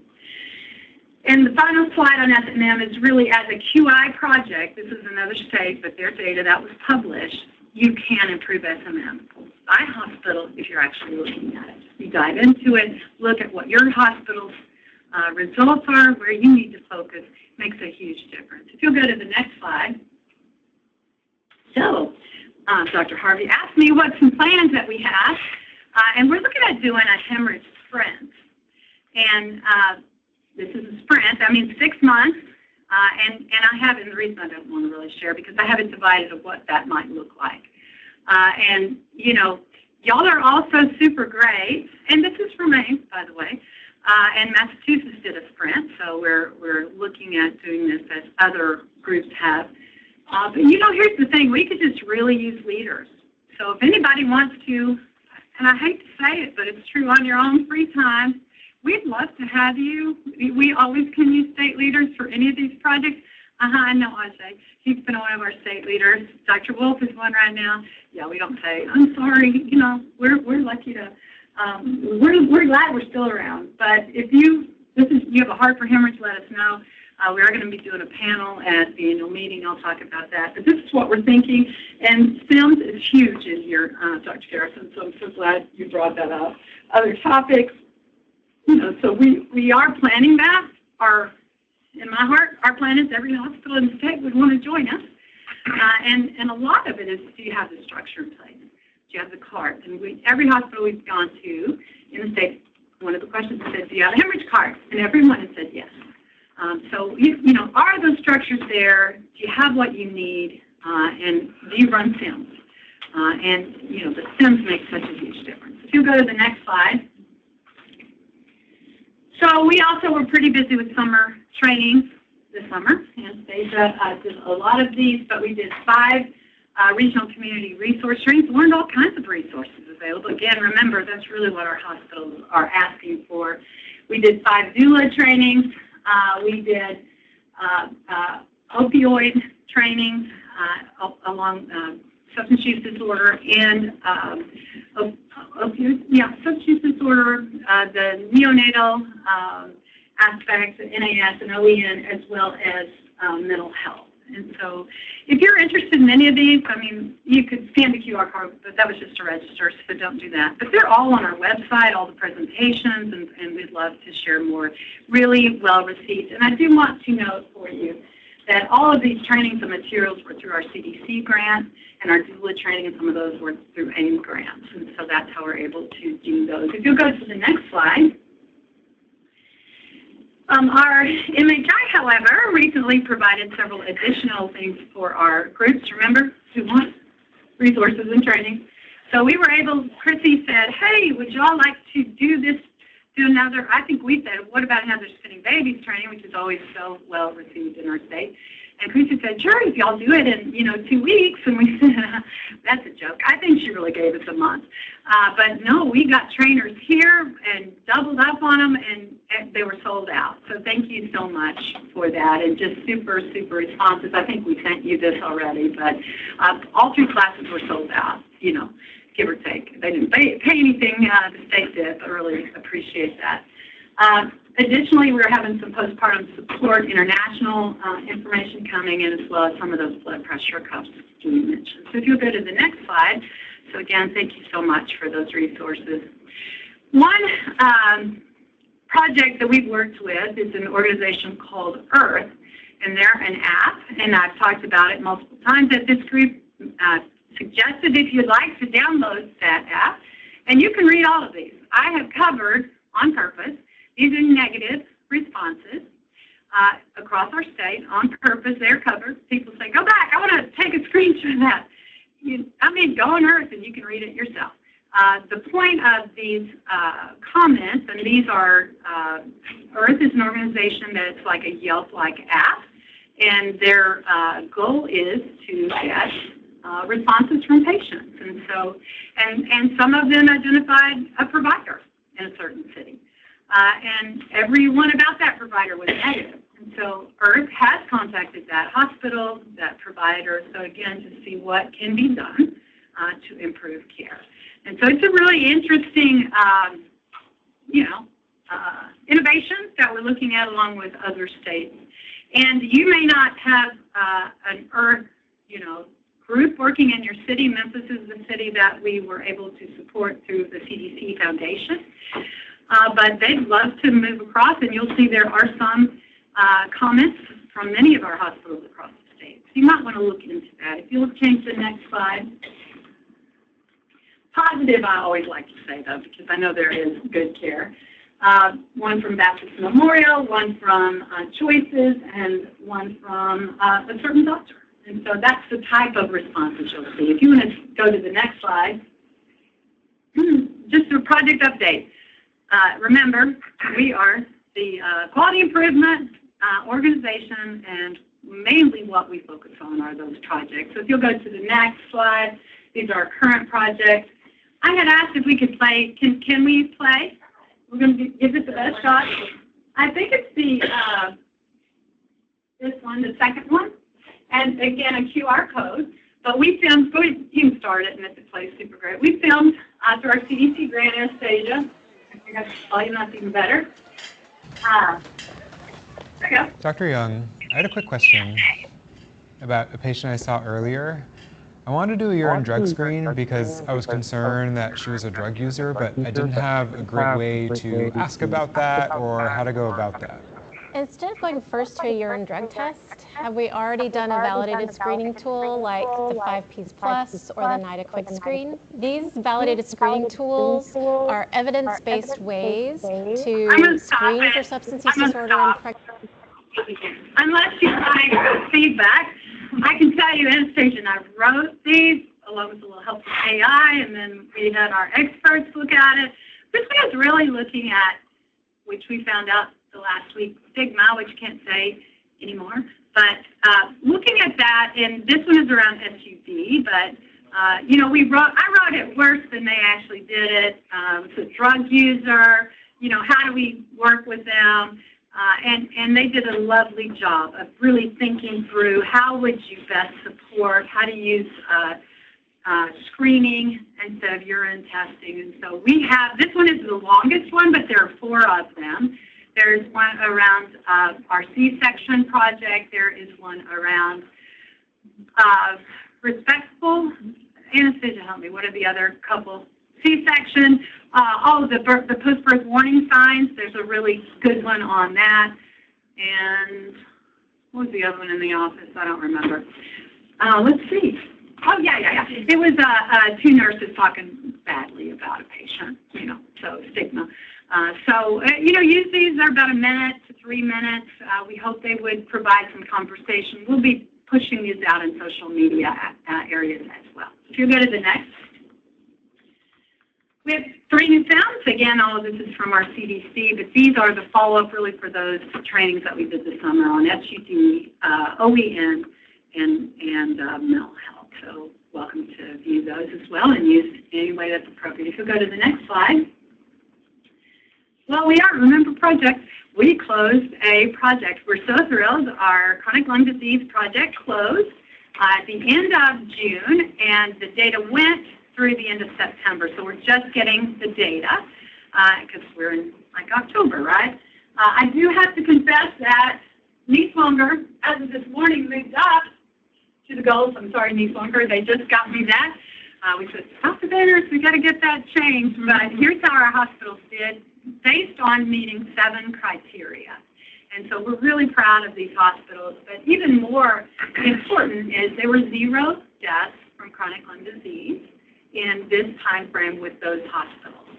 And so what does that mean?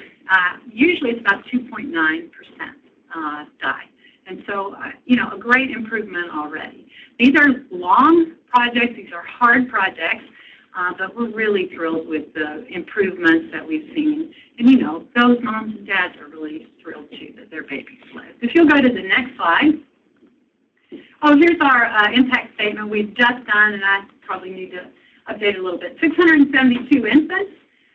One thing that we looked at is those tiny, tiny babies, so under 24 weeks, was 13.7%. So quite a few in that category.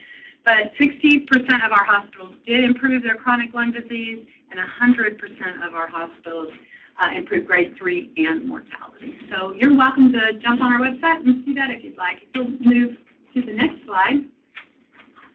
Well, I've been asked, and I'm always asked, so how do y'all choose your projects, and what are y'all doing?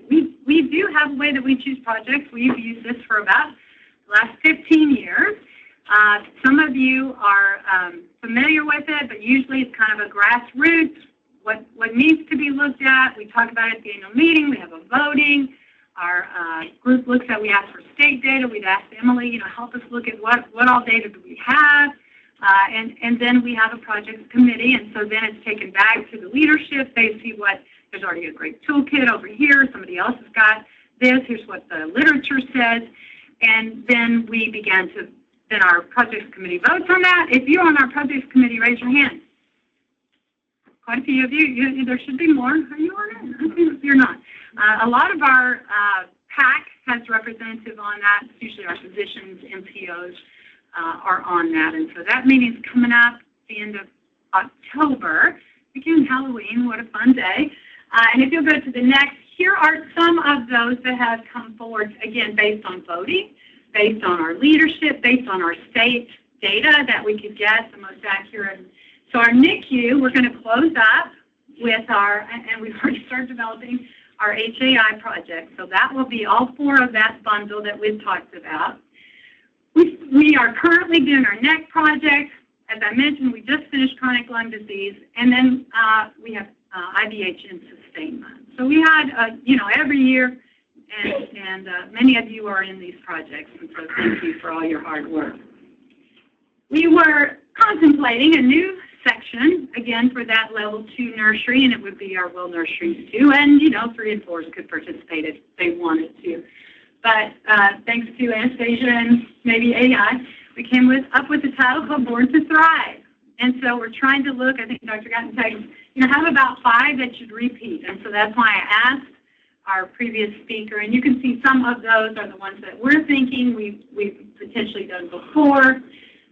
Would be an easy, repeat. And so certainly open if you have other suggestions. We've had other things thrown at us as suggestions. So again, this is not something you can really have a great 5-10 year plan because we always want to go back and get the data. What does it say? What are our hospital teams telling us? Are they really ready? Have they improved? Are they really ready to move on? And so again, it's fluid. But if you have input you'd like to share, feel free to do that. And I am only the spokesperson. So again, feel free to let me know your opinions, and then I always take it back to our team. Maternal. I've already mentioned that hemorrhage sprint, which we hope will be a possibility. We are looking at a mental health project from AIM. Again, their toolkit is pretty extensive. The naloxone project, someone turned in a grant yesterday. I can't say anything about it because somebody's got to review it, but we hope to have a partnership with that. And sepsis was another one that was thrown out as well. And then you can see the current projects that we are involved in. The green are ones that are potentially upcoming. But what I do want to share with you is SMFM. Society for Maternal Fetal Medicine contacted us with a group in the South and said any hospital that's engaged with particularly rural populations, they have a hypertensive toolkit, and they want them to pick one or two things in there. And it's ACOG, Million Hearts, SMFM, there's about 10 organizations. And so our hospitals are welcome to pick one or two aspects of that toolkit and do them. And we're calling it Party with a Purpose. At the end in June, they're going to invite all of those participants to come together and share what they've learned, and really is going to help to better develop this toolkit, particularly looking at that rural area. So anybody that serves rural area, is in a rural area, or serves rural patients. So even our large hospitals, most of you still serve rural folks. I hope that's a good opportunity. If you'll change the slide. It's pretty low threshold, and it's really just to inform their ongoing work. All the things we do with every project, change the slide. Our annual meeting is coming up. What a surprise. This year it's a little different than the past. It's going to start on a Tuesday night. I know that's really a Tuesday night. I've been asked multiple times. We did not get the contract we wanted with the hotel, but hey, we got this. So Tuesday night, and then it will be Wednesday and half of Thursday. If you'll go to the next slide, I have a trailer that I'd like to show you again if this works without the double volume. And this is, we're going to spotlight, we've never really looked at AFE, amniotic fluid embolism. And so Annie, the featured person in this documentary, and you can see it's gotten a lot of awards, will be joining us, and we'll be playing this on Tuesday night, and I hope that you'll invite all your OB colleagues to join us. It's pretty quick, a little bit over a minute.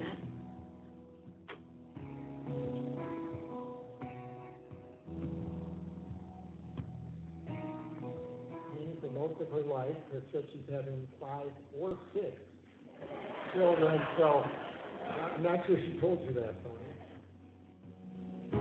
That was a physician, and this happened during COVID. He was the only one that was allowed to see his daughter. Cannot wait to call you. He was a physician at that hospital. Our kids are going to be the luckiest because they have you to look up to.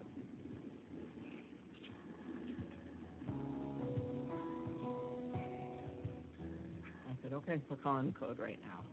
And he said to me, he said, you know, I said, I'm not going to lie to you. This is, you know, I think Annie's going to die.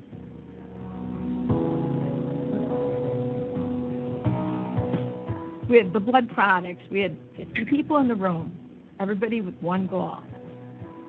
We got to save this woman.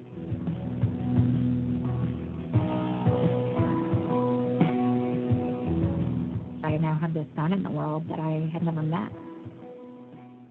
I'd be lying if I said, you know, it was a happy ending and all easy after everybody came home. You know, that's just not the truth. I got in the car and just cried.